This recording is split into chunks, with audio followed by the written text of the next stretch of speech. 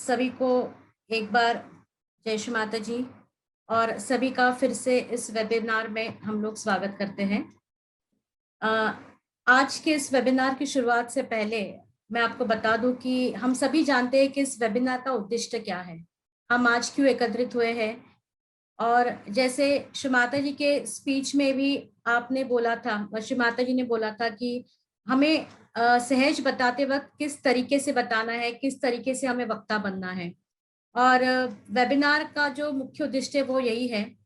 तो इस वेबिनार शुरुआत करने से पूर्व आज हमारे साथ हमारे नेशनल ट्रस्ट के vice chairman Shri Dinesh Rai uncle हमारे साथ है। उन्हीं के साथ साथ हमारे नेशनल ट्रस्ट के एक्स ट्रस्टी और एनएसवाईएस के convener in charge of NSYS activities Shri Jaikaran Chaudhary uncle भी हमारे साथ हैं। मैं सबसे पहले अनुरोध करती हूँ श्री दिनेश राय अंकल को कि वो कृपया हमें मार्गदर्शन करें। जय श्री माता जी। सभी सहजी भाई बहनों को जय श्री माता जी। आज ये वेबिनार रश्मि जी और जो नेशनल स्कूल टीम है उसके द्वारा आयोजित किया गया है। बहुत सही समय पर ये आयोजित हो रहा है क्योंकि लॉकडाउन के माहौल में ऑनलाइन कार्यक्रम ही संभव है। और जो नेशनल टीम है स्कूल की ये बहुत अच्छा कार्य कर रही है, तो उनको बहुत बहुत बधाई। पहले भी मैंने देखा क्या क्या कार्य किए हैं। रश्मि जी का जो स्कूल है जिसमें काम करती हैं ओपन यूनिवर्सिटी पुणे में भी इसको सिलेबस में ले लिया गया है। और जो बहुत बड़ी उपलब्धि है किसी भी कोर्स में सहज योगा को एक कैरिकुलम के रूप में लेना काफी बड़ी उपलब्धि है, जिसको और भी कॉलेज में हम सब भाई बहन ट्राई कर सकते हैं। फिर शिक्षक दिवस पर भी जो रिपोर्ट आई थी करीब 7,000 से अधिक डिवाइसेस कनेक्ट हुए थे पिछले साल। और नेक्सलाइट अफेक्टेड एरिया गढ़चिरौली में भी काफी अच्छा कार्य हुआ। कुल मिलाकर के नेशनल स्कूल प्रोपेगेशन टीम है ये बहुत अच्छा कार्य कर रही है और उसके सभी सदस्य और जितने सहयोगी भाई बहन उससे जुड़े हुए हैं बहुत अच्छा कार्य कर रहे हैं। श्री माता जी अत्यंत प्रसन्न होंगी पूरी टीम से। हम सब लोग नेशनल ट्रस्ट की ओर से उनको बहुत ही अभिनंदन और धन्यवाद देते हैं कि श्री माता जी का जो सपना था, श्री माता जी ने जो हम लोगों को संदेश दिया है प्रेम का, वो फैला रहे हैं। और वो ऐसे एज ग्रुप को फैला रहे हैं जो कि बहुत ही महत्वपूर्ण है, जो यंग है, जो कि एक बार कन्विंस हो जाएंगे तो श्री माता जी का संदेश काफी दिनों तक और बहुत अच्छे से फैला सकते हैं। जैसा कि हम जानते हैं कि जो युवा लोग हैं उनकी अपनी समस्याएं हैं, उनको अपने भविष्य के बारे में भी चिंता रहती है और उनको कुछ डिफरेंट तरह की प्रॉब्लम्स होती हैं। आजकल कंपटीशन भी है, कोविड से स्ट्रेस भी है। तो हम लोगों को सहयोग की पूरी जानकारी उनको जब देंगे तो वो काफी इससे प्रभावित होंगे। और जितने भी आज स्पीकर्स ही के लिए ये ट्रेनिंग प्रोग्राम किया जा रहा है उनको सहयोग के पूरे बेनिफिट्स पता होने चाहिए। जैसा श्री माता जी ने मैं कहा कि बहुत अच्छे तरीके से कम्युनिकेशन स्किल्स होनी चाहिए। जैसे जिन लोगों को जिस तरीके से हम लोग कन्विंस कर सकते हैं उसको किया जाए। और श्री माता जी ने ये भी अवश्य कहा था कि ये सभी सहयोगियों का एक कर्तव्य है, ड्यूटी है, वो जिनसे जो भी कार्य हो सकता है वो करें। तो आज जो हमारे बीच में पार्टिसिपेंट्स हैं उन्होंने ये चुना है कि नेशनल स्कूल टीम के साथ वो काम करेंगे। बहुत अच्छी बात है, बधाई के पात्र हैं। और श्री माता जी का सपना सहयोगियों को ही पूरा करना है। धीरे धीरे करके ये कार्य बढ़ेगा और हम लोगों ने 100 मिलियन का टारगेट रखा है। तो नेशनल स्कूल टीम इसके लिए बहुत अच्छा कार्य कर सकती है। और मेरे ख्याल से रश्मि जी ने आपको बताया भी होगा कि काफी परमिशन हम लोगों के पास पहले से मिली हुई है, जैसे केंद्रीय विद्यालय, Navodaya Vidyalaya, AICTE approved institutions. तो काफी काम इसमें हुआ भी है और सभी प्रदेशों में काफी रुचि है। और श्री माता जी ने NSYS इसीलिए बनाया था कि इस तरह के कार्य हो। मैं अंत में पुनः सभी लोगों का स्वागत करता हूं और इस अच्छे कार्य में नेशनल ट्रस्ट की ओर से जो भी सहायता आवश्यक होगी हम लोग देंगे। और आपको बस यही ख्याल करना है कि हम लोगों में प्रेम बना रहे और इस प्रकार से हम प्रेजेंट करें, क्योंकि ये स्पिरिचुअल है, ये आध्यात्मिक संस्था है। इससे लोगों को न केवल सहयोग की जानकारी हो, परंतु उनका आध्यात्मिक उत्थान हो। तभी वो ये कार्य सुचारू रूप से कर पाएंगे, चाहे जो बताने वाला हो और जो लेने वाला है, दोनों के लिए सहयोग बहुत ही आवश्यक है। इन्हीं शब्दों के साथ जय श्री माता। बहुत बहुत धन्यवाद। इसके बाद मैं जयकरण अंकल से अनुरोध करती हूँ। जयकरण अंकल हमारे NSYS के इंचार्ज है। नेशनल प्रोपगेशन टीम के इस वेबिनार में आए हुए सभी भक्तों को जय श्री माता जी। आप सभी का हार्दिक अभिनंदन। बहुत बड़ा कार्य रश्मि जी और इनकी टीम ये कर रही है। इस कोरोना काल में जहां किसी का बाहर आना जाना संभव नहीं है, हमारी ये टीम इतने बड़े कार्यक्रम, लगभग 300 पार्टिसिपेंट की मीटिंग लेकर सहज योग के प्रचार प्रसार के माध्यम में के प्रचार प्रसार के लिए अग्रसर है। आप बहुत बधाई के पात्र हैं, आपको बहुत धन्यवाद। जैसा कि हम सभी जानते हैं कि सहज योग में प्रचार प्रसार का माध्यम हमारे उत्थान के लिए बहुत बड़ा माध्यम है। और प्रचार प्रसार का जो कार्य हमारे स्कूल और कॉलेजों में जो प्रचार प्रोपगेशन करके जो हम हासिल कर सकते हैं, यानी कि सहज योग को स्कूल कॉलेज के द्वारा हम जितना फैला सकते हैं, इतना बड़ा और कोई माध्यम हो नहीं सकता। जैसा मैं बताऊं आपको, नोएडा में भी एक कार्यक्रम हुआ था। हमारे DM साहब ने खुद हमें नोएडा की टीम को बुलाया और DM साहब ने प्राइमरी स्कूल के लगभग 185 स्कूलों में सहज योग का कार्य करने का हमें इनविटेशन दिया और हमें सभी सुविधा उन्होंने देकर स्कूलों में कार्य करने के लिए बोला। हमारी टीम ने बहुत सुंदर कार्य किया। हमारे लगभग दिल्ली, नोएडा और आसपास के सभी युवा शक्ति और सभी सहयोगियों ने आकर बहुत सुंदर तरीके से कार्य हुए, जिसकी DM साहब ने एक प्रोग्राम में, एक मीटिंग में जो हमारे MLA साहब पंकज सिंह जी भी थे और दिनेश राय जी भी थे, उसमें बड़ी सराहना की, बहुत उन्होंने तारीफ की। और इस कार्य के लिए दिनेश राय जी का, इस कार्य में दिनेश राय जी का बहुत बड़ा योगदान रहा था। तो इसके अलावा जैसा आपने बताया कि और भी स्कूलों में जगह जगह होते रहे हैं। रश्मि जी ने जो अपने कॉलेज में जो सिलेबस के द्वारा जो मतलब अपना सिलेबस कॉलेज में चालू कर दिया, ये बहुत बड़ा कार्य हमारी टीम ने किया है। इसके बहुत बधाई के पात्र हैं आप लोग।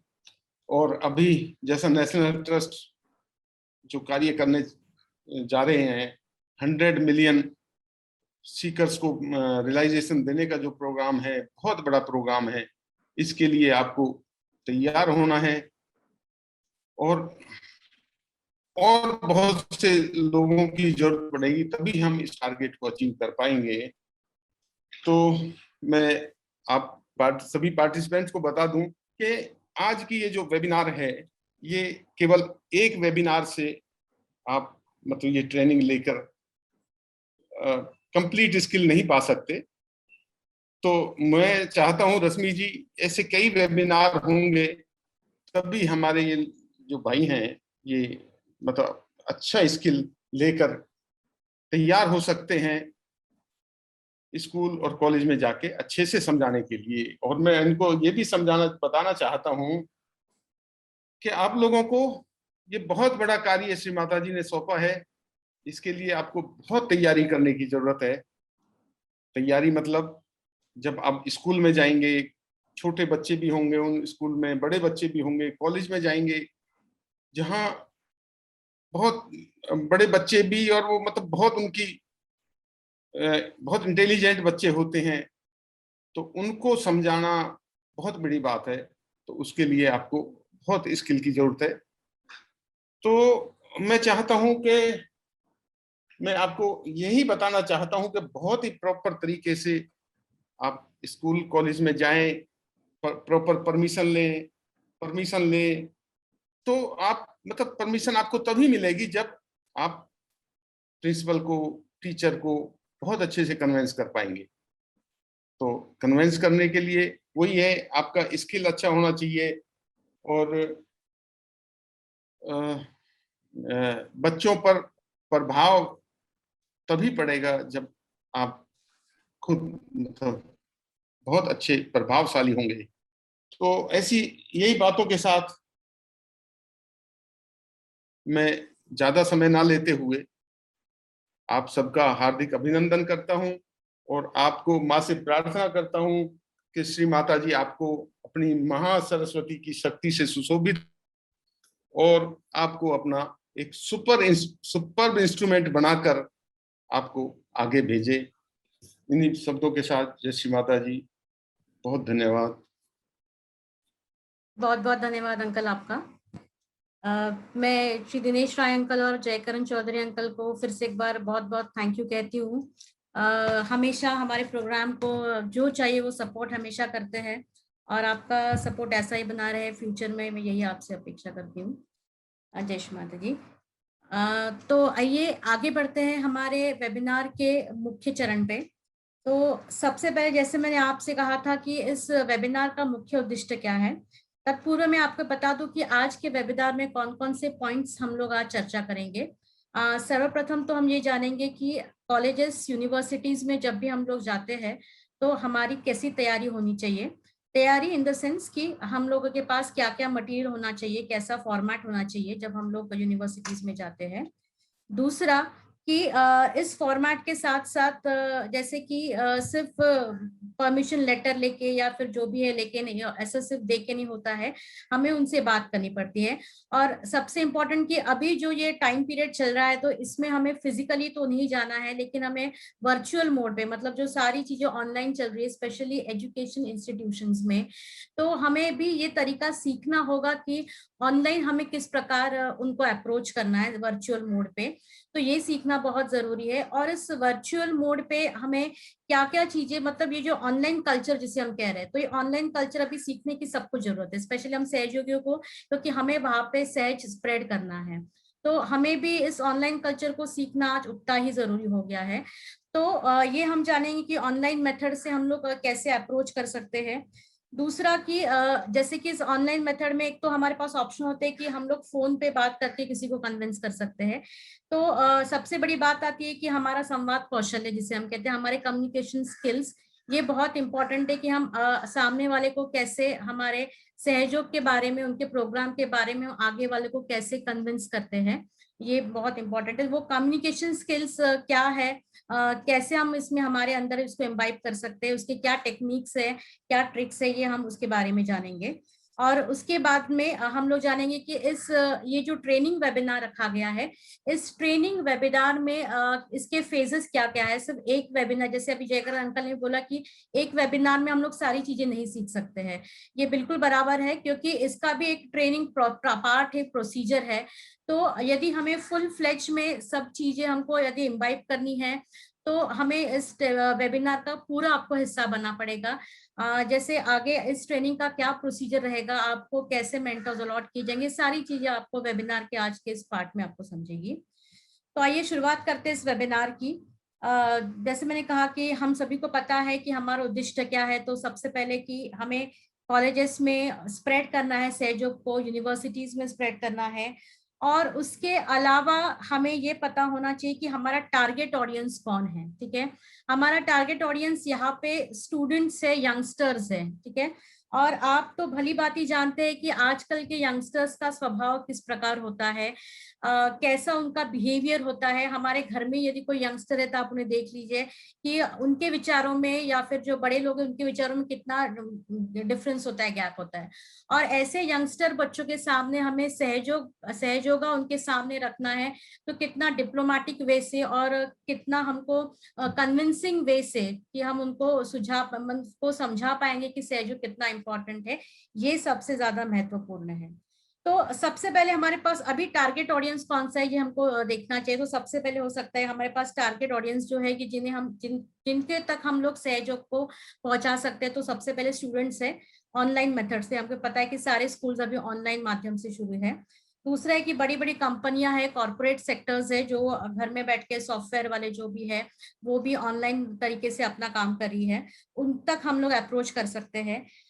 या फिर ऐसे छोटे मोटे प्राइवेट कंपनीज है जिनका ऑनलाइन घर से काम चल रहा है, उन्हें भी हम लोग बिल्कुल हम लोग अप्रोच कर सकते हैं। तो ये इतने सारे ऑप्शंस अभी भी इस पैंडेमिक पीरियड में हमारे पास अवेलेबल है। अब ये हम पर है कि हम उन ऑप्शंस का कितना उपयोग करते हैं, उनको कैसे अप्रोच करते हैं। तो सबसे पहले मैं आपको बता दूं कि जब भी हम लोग किसी भी यूनिवर्सिटी में, किसी भी जैसे कि कॉलेजेस में हम लोग अप्रोच करते हैं, स्पेशली प्रोफेशनल कॉलेजेस में, जैसे इंजीनियरिंग हो, मेडिकल हो, या फिर और कोई सीनियर लेवल का कोई कॉलेज हो, तो वहां पे अप्रोच करते वक्त हमारा वहां पे अप्रोच करने का तरीका सबसे पहले कैसा होना चाहिए। तो एक फॉर्मेट एनएसपीटी टीम ने बनाया हुआ है। मैं आप सबसे स्क्रीन शेयर करती हूँ।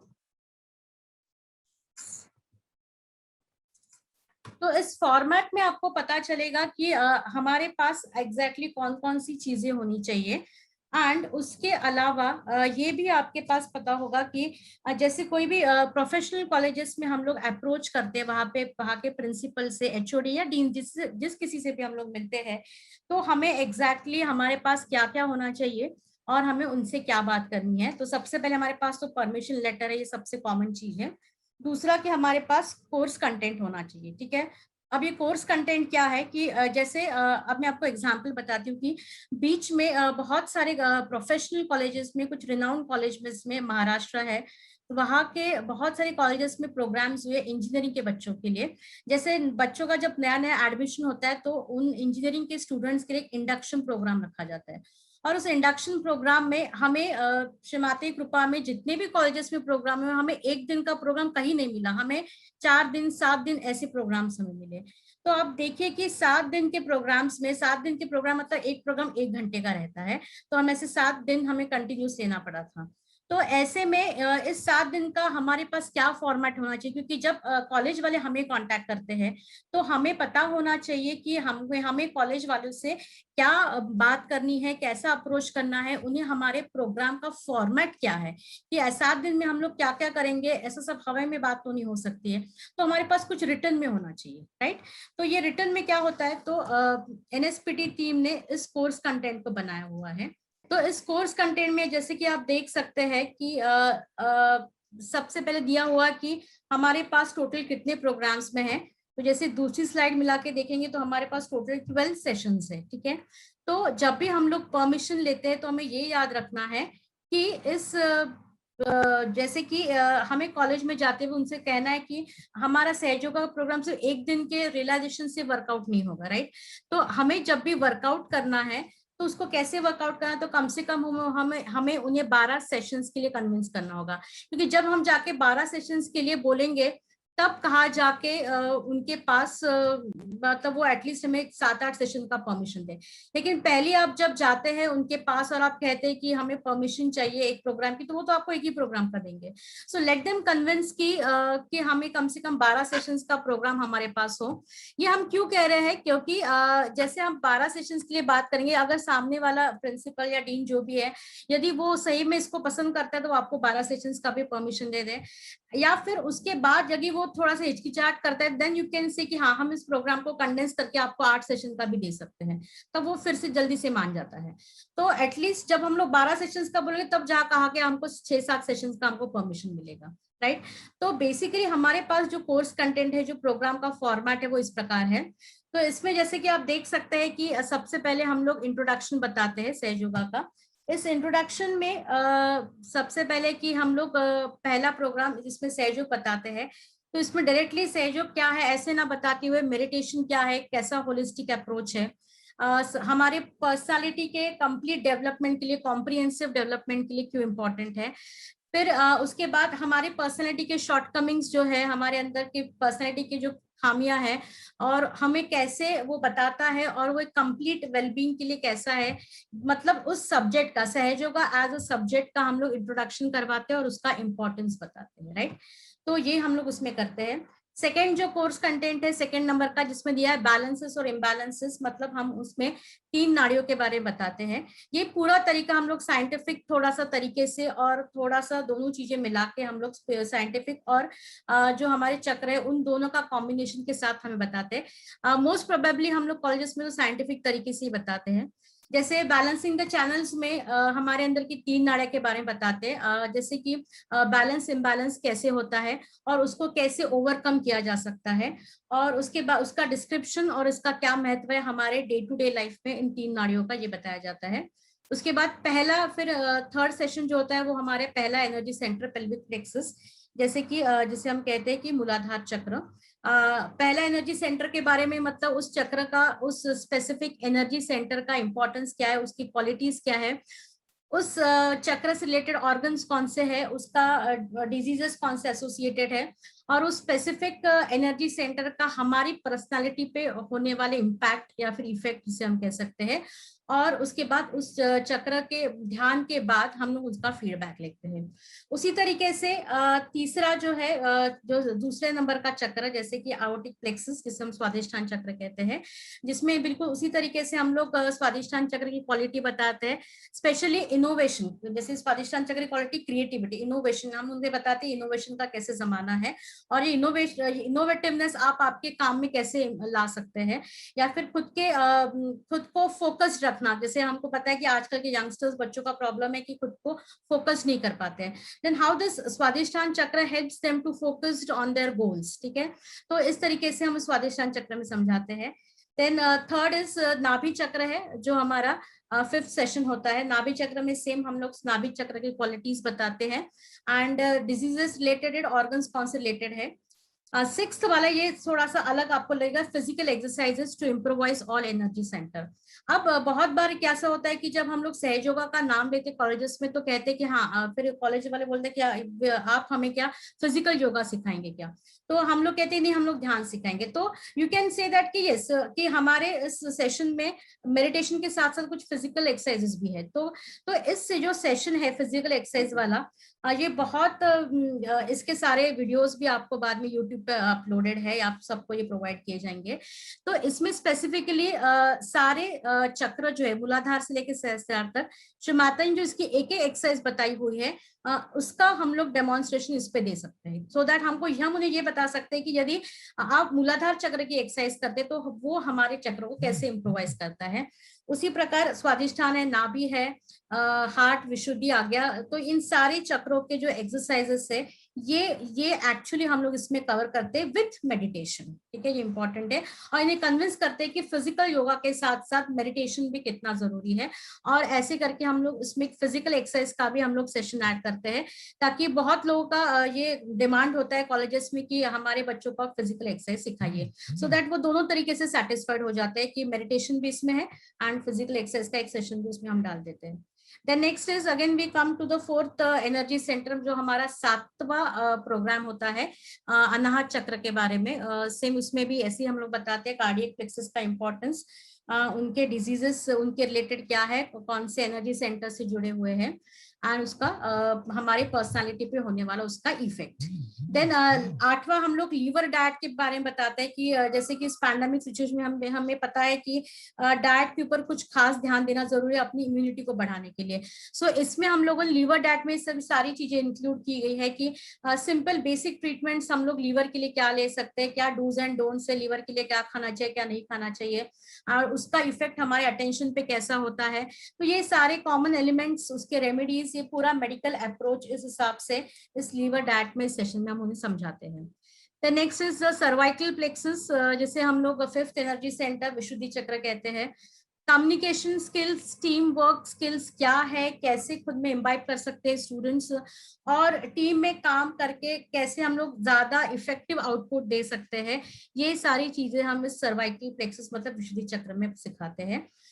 उसके अलावा छठवां चक्र है ऑप्टिक चाइज्मा, जिसे हम आज्ञा चक्र कहते हैं, एंड उससे रिलेटेड डिजीजेस कौन से हैं, देन फिर उसका क्वालिटीज क्या है, एंड हमारे अंदर के सेल्फ डेवलपमेंट के लिए जो सेल्फ टेम्परामेंट जिसे हम कहते हैं उसको कैसे इम्प्रोवाइज करता है, ये ऑप्टिक चाइज्मा मतलब हमारा आज्ञा चक्र, ये उसे बताता है, right. Then is seventh energy centre जो है that is the limbic area सहस्त्रार चक्र।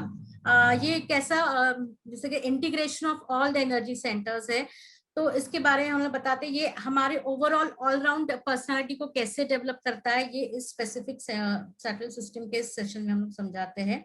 और सबसे आखिरी वाला जो सेशन है इंपॉर्टेंस ऑफ म्यूजिक, इसमें हम बताते हैं कि effects of music on brain and body, मतलब हमारे ब्रेन, मस्तिष्क और हमारे फिजिकल बॉडी पे क्लासिकल म्यूजिक का इफेक्ट कैसे होता है। तो इसमें हम लोग बताते हैं जैसे एक बार बच्चे सारे चक्र सीख जाते हैं तो हर एक चक्र का कैसे राग होता है और उसकी फ्रीक्वेंसी, हमारे चक्र की जो फ्रीक्वेंसी वो कैसे मैच करती है और कैसे हम उसको प्रॉपरली हम we can feel the vibrations and how हमारे वो बॉडी के ऊपर कैसा पॉजिटिव इफेक्ट करता है, इस तरीके से ऐसा इसमें पूरा सेशन इन्वॉल्व है। मतलब अब तक के हमने देखा कि हमारे पास 12 सेशंस है और इस 12 सेशंस में हम इनको कन्विंस करते हैं कि yes we have these 12 types of sessions. फिर ये देखने के बाद फिर उनको लगता है कि हाँ ये कंप्लीट एक, जैसे उनको लगता है कॉलेज ये कंप्लीट ये पैकेज हमारे पास है जो हम उन बच्चों को दे सकते हैं, उनके स्टूडेंट्स को हम लोग प्रोवाइड कर सकते हैं। तो थोड़ा सा इसे समझाने का तरीका भी सबसे पहले हमारे अंदर आना चाहिए कि हमें उनको ये चीजें कैसे समझानी है। तो ये हो गया कोर्स कंटेंट के बारे में। अब नेक्स्ट बारी आती है कि कौन सी चीजें हमें सबसे पहले फॉलो करनी चाहिए। अब फॉलो करनी चाहिए मतलब क्या करना है, तो सबसे पहले ये ध्यान रखें कि जब भी हम लोग सहज के कोई भी परमिशन के लिए जाते हैं तो सबसे पहले ये ध्यान में हो कि हमें सहज योगा का फुल नॉलेज होना बहुत ज्यादा जरूरी है, ठीक है। और एक तो ये फॉलोअप्स हम लोग जो लेते हैं, फॉलोअप्स हम लोग क्यों लेते हैं कि बच्चों को हमें सहयोग में एस्टैब्लिश करना है, तो हमारे पास एक ही तरीका है फॉलोअप लेने का, बराबर है। तो उस फॉलोअप के माध्यम से हम लोग ये प्रयास करेंगे कि एटलीस्ट बच्चे सहयोगा के टूवर्ड्स अट्रैक्ट हो, ठीक है। हम ये नहीं कहते कि यदि आप 300 बच्चों तक पहुंचते उसमें 300 के 250 बच्चों आ जाएंगे, जरूरी नहीं है, लेकिन 300 में से 8-10 भी अट्रैक्ट होते हैं और वो भी कंटिन्यू करते हैं, बहुत है हमारे लिए, ठीक है। क्योंकि सहयोग ये सत्य चीज है, आप सभी को आप सभी जानते हैं, और जो जिसका सही में योग होता है वो यहाँ तक पहुंचता है। तो ये चीज है कि कॉलेजेस में हम लोग जब जाते हैं तो सबसे पहले सहयोगों का पूरा नॉलेज होना चाहिए, बिकॉज ये जनरेशन जो है हमसे ज्यादा होशियार है और वो हमसे ज्यादा इंटरनेट पे सारी चीजें पहले सर्च करके रख देते हैं, बराबर है। तो ये होना चाहिए कि सहयोगों का पूरा नॉलेज हमारे पास हो, क्योंकि सबसे पहले तो हमें अपने प्रोग्राम्स को इफेक्टिव और एफिशिएंट बनाना है। प्रभावी क्यों बनाना है, सबसे पहले जरूरी है क्योंकि जिन मॉब को हम लोग एड्रेस करने जा रहे हैं, जिन यंगस्टर्स को हम लोग सहज बताने जा रहे हैं, एक तो वो ऐसा होता है उनका अटेंशन स्टेबलाइज नहीं होता है, एक बार चित्र इधर होता है एक बार उधर होता है, ठीक है। हमेशा उन्हें हर वक्त नई चीजें लगती है, एक ही चीज से उनको बोरडाउन आ जाता है, ये फैक्ट है आजकल के यंगस्टर्स का, राइट। और यदि हम लोग हमारे सेशंस में इनोवेशन नहीं करते, ऐसा नहीं है कि बस एक तरीके से सहयोग बता दिया खत्म हो गया, वो शायद कितना उन तक पहुंच पाएगा पता नहीं, लेकिन हमारे प्रोग्राम्स यदि इफेक्टिव नहीं रहेंगे तो सामने बैठा हुआ स्टूडेंट सही में मायने में बोर हो जाए, लिटरली मैं ये शब्द यूज कर रही हूँ, बोर हो जाता है, और इवन मोनोटोनस फीलिंग भी उन वो प्रोग्राम्स में वो फील करता है। तो और वैसे भी ये तो ऑनलाइन मोड है, इसमें तो पता ही नहीं चलता है कि बच्चा सही में सुन रहा है नहीं सुन रहा है, वीडियो ऑफ करके बैठा है क्या कर रहा है। इसमें तो एक ही हमको पता चल जब बच्चों का फीडबैक हम तक आता है कि ये कि हम लोग ने ये चीज की है, तब हमें सही में लगता है कि हाँ इस बच्चे ने सही में करके देखा है। तो एक वर्चुअल मोड का ये प्रॉब्लम है कि इसमें हमें पता नहीं चलता है कि सामने वाला सही मायने में कर रहा है या नहीं कर रहा है, क्योंकि ये एक्सपीरियंस है हम लोग का, इसलिए हम आपसे शेयर कर रहे हैं। तो हमारा सेशन इतना क्रिएटिव हो कि सामने वाले का इंटरेस्ट बना रहे, ये एक चीज है। आफ्टर दैट यस, तो और एक चीज है कि फीडबैक हमारे पास आना चाहिए और सेशंस को इनोवेटिव बनाना बहुत जरूरी है। दूसरा है कि सहयोग का पूरा ज्ञान हमें होना चाहिए, बिकॉज यदि सामने वाला हमें कुछ क्वेश्चनिंग करता है, ठीक है, तो इस क्वेश्चनिंग से हमें पता चलता है कि कि हमें उस क्वेश्चन का आंसर उसी डिप्लोमेटिक तरीके से देना आना चाहिए, क्योंकि यदि हम पूरा सहयोग साइंटिफिक तरीके से बता रहे हैं तो उसका साइंटिफिक अप्रोच श्री माता जी ने क्या बताया हुआ है और किस तरीके से हम बता रहे हैं, और उसी तरीके से उन्हें आंसर देना आना चाहिए, ठीक है, ताकि सामने वाला भी वो सेटिस्फाइड हो जाए। दूसरा है कि सिर्फ ये बोल बच्चन की बात नहीं कि ये मैंने मटेरियल याद कर लिया बस ऐसे बताने, ऐसा नहीं है। हमारे ध्यान की गहराई भी उतनी ही जरूरी है, क्योंकि जब हमारे ध्यान में डेप्थनेस आता है तभी हम अपने सेशंस को और ज्यादा इफेक्टिव बना सकते हैं, क्योंकि अल्टीमेटली हमारे वाइब्रेशंस काम करते हैं, ठीक है। हाँ, वाइब्रेशंस के साथ साथ जरूर हमें भी उतना इफेक्टिव होना है, लेकिन सबसे प्राइमरी इंपॉर्टेंस तो मेडिटेशन को देना है, हमारे ध्यान के गहनता को। और जो लोग प्रचार करें तो उन्हें तो सुबह का ध्यान मतलब 4 से 6 का ध्यान तो कंपलसरी बोला तो भी चलेगा, करना ही है, बिकॉज हमारी एनर्जी ज्यादा खर्च होती है प्रचार में, तो हमें उतनी एनर्जी कंजर्व करना है, सिर्फ वो 4 to 6 की मेडिटेशन से ही हो सकता है, तो वही हमसे हम डेप्थनेस ले सकते हैं। और दूसरा है कि श्री माता जी कहती है कि हमें लोगों पे प्रभाव डालना आना चाहिए, लेकिन एक स्पीच है हाउ टू इन्फ्लुएंस पीपल करके, तो स्पीच में श्री माता जी कहती है कि अनलेस आपका ध्यान गहन नहीं है तब तक आप लोगों के ऊपर इन्फ्लुएंस नहीं जमा सकते, उनके ऊपर प्रभाव नहीं जमा सकते। और ये हमें प्रभाव हमारे खुद का नहीं डालना है, हमें सहयोग उन तक पहुंचे, उन्हें वो चीज अच्छी लगे और वो उसको कंटिन्यू करे, ये इम्पोर्टेंट है। तो ये सब हो सकता है हमारे ध्यान की गहनता से, तो ये सबसे इम्पोर्टेंट है। दूसरा, उसके साथ साथ सेशंस को क्रिएटिव बनाना है। सेशंस को क्रिएटिव बनाना मतलब फिर से ये हमारे स्वादिष्ठान चक्र का कार्य है, तो हमें हमारा लेफ्ट स्वादिष्ठान, बेसिकली स्वादिष्ठान चक्र को ठीक रखना बहुत ज्यादा जरूरी है। हमारा मेडिटेशन जब स्टेबल है, हमारी लेफ्ट साइड ठीक है, तो ये हमारे स्वादिष्ठान चक्र भी ठीक रहता है, मतलब टोटली हमारा बैलेंस होना बहुत जरूरी है, लेफ्ट साइड हो या राइट साइड हो। तो जिससे हमारे अंदर ये स्वादिष्ठान चक्र अच्छा है, तो एक स्पॉन्टेनियस हमें वो क्रिएटिविटी हमें हमारे अंदर आती है, राइट। और उसके बाद नेक्स्ट जो है, yes, flow of programme should be maintained. अब ये फ्लो ऑफ प्रोग्राम मेंटेन करना मतलब क्या, जैसे मान लीजिए किसी कॉलेज में आपको 5-6 सेशन की परमिशन मिल जाती है, तो ऐसा तो नहीं होता कि हमेशा एक ही बंदा प्रोग्राम लेता है, ठीक है। हम लोग कैसा करते हैं कि पहला प्रोग्राम किसी और को देते हैं, फिर फॉलोअप्स कोई और ले लेता है, ठीक है। तो ऐसे में ऐसा ना हो कि पहला बंदा बहुत अच्छे से बता रहा है, फिर सेकेंड वाले बंदे ने ठीक ठीक बता दिया, फिर थर्ड वाले बंदे ने तो एकदम ही नॉर्मल बता दिया, तो ऐसा ना हो।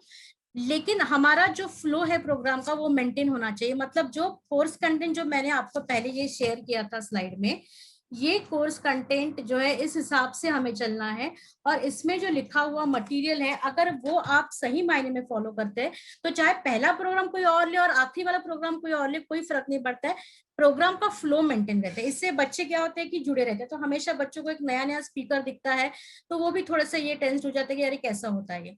तो यदि हमारे प्रोग्राम का फ्लो और फॉर्मेट मेंटेन रहता है बिल्कुल पहले दिन से, तो कोई भी प्रोग्राम में हौच पौच नहीं हो सकता है, क्योंकि एक तो पहली प्रोग्राम्स ऑनलाइन है, राइट। तीसरा, उसके बाद की पॉइंट है कि यस, कमांड ओवर लैंग्वेज की, थोड़ा सा मेडिटेशन तो हम लोग प्राइमरी लेवल पे अच्छा करते हैं, ठीक है, और ये इम्पोर्टेंट है, लेकिन सेशन की डिलीवरी, कंटेंट डिलीवरी बहुत इम्पोर्टेंट है। ये कंटेंट डिलीवरी कैसे होती है, तो हमारी लैंग्वेज, हमारी भाषा बहुत इंपॉर्टेंट। आप चाहे इंग्लिश बोलते हो, हिंदी बोलते हो, या आप आपकी मराठी या कोई भी रीजनल भाषा बोलते हो, भाषा शुद्ध होनी चाहिए, और थोड़ा सा इंग्लिश बोलना भी जरूरी है, क्योंकि हम लोग प्रोफेशनल कॉलेजेस में बात कर रहे हैं, तो थोड़ा, हम लोग सब स्कूल में इंग्लिश सीखे हुए, लेकिन सिर्फ प्रॉब्लम इतना रहता है कि फ्लुएंसी में हम लोग कहीं कभी कम पड़ जाते हैं। तो there is at least a bit fluency in English language is necessary, कि थोड़ा सा इंग्लिश भाषा में थोड़ा सा हमारा सफाई होना जरूरी है, और इसको हम लोग बिल्कुल कर सकते हैं, और भाषा शुद्ध हो और इंग्लिश भाषा समझना बोलना तो हमें आ जाता है। इसलिए हम लोग, बेस्ट तरीका है कि श्री माता जी के इंग्लिश स्पीचेस सुना करिए आप, ताकि उसमें से हमें नए नए शब्द सीखने को भी मिलते हैं, और वो अगर ध्यान में हम लोग सुनते हैं तो हमें वो समझ में भी आता है। तो ये इम्पोर्टेंट है कि जैसे कि आप कोई भी भाषा बोले, लेकिन थोड़ा सा फ्लुएंसी होना जरूरी है।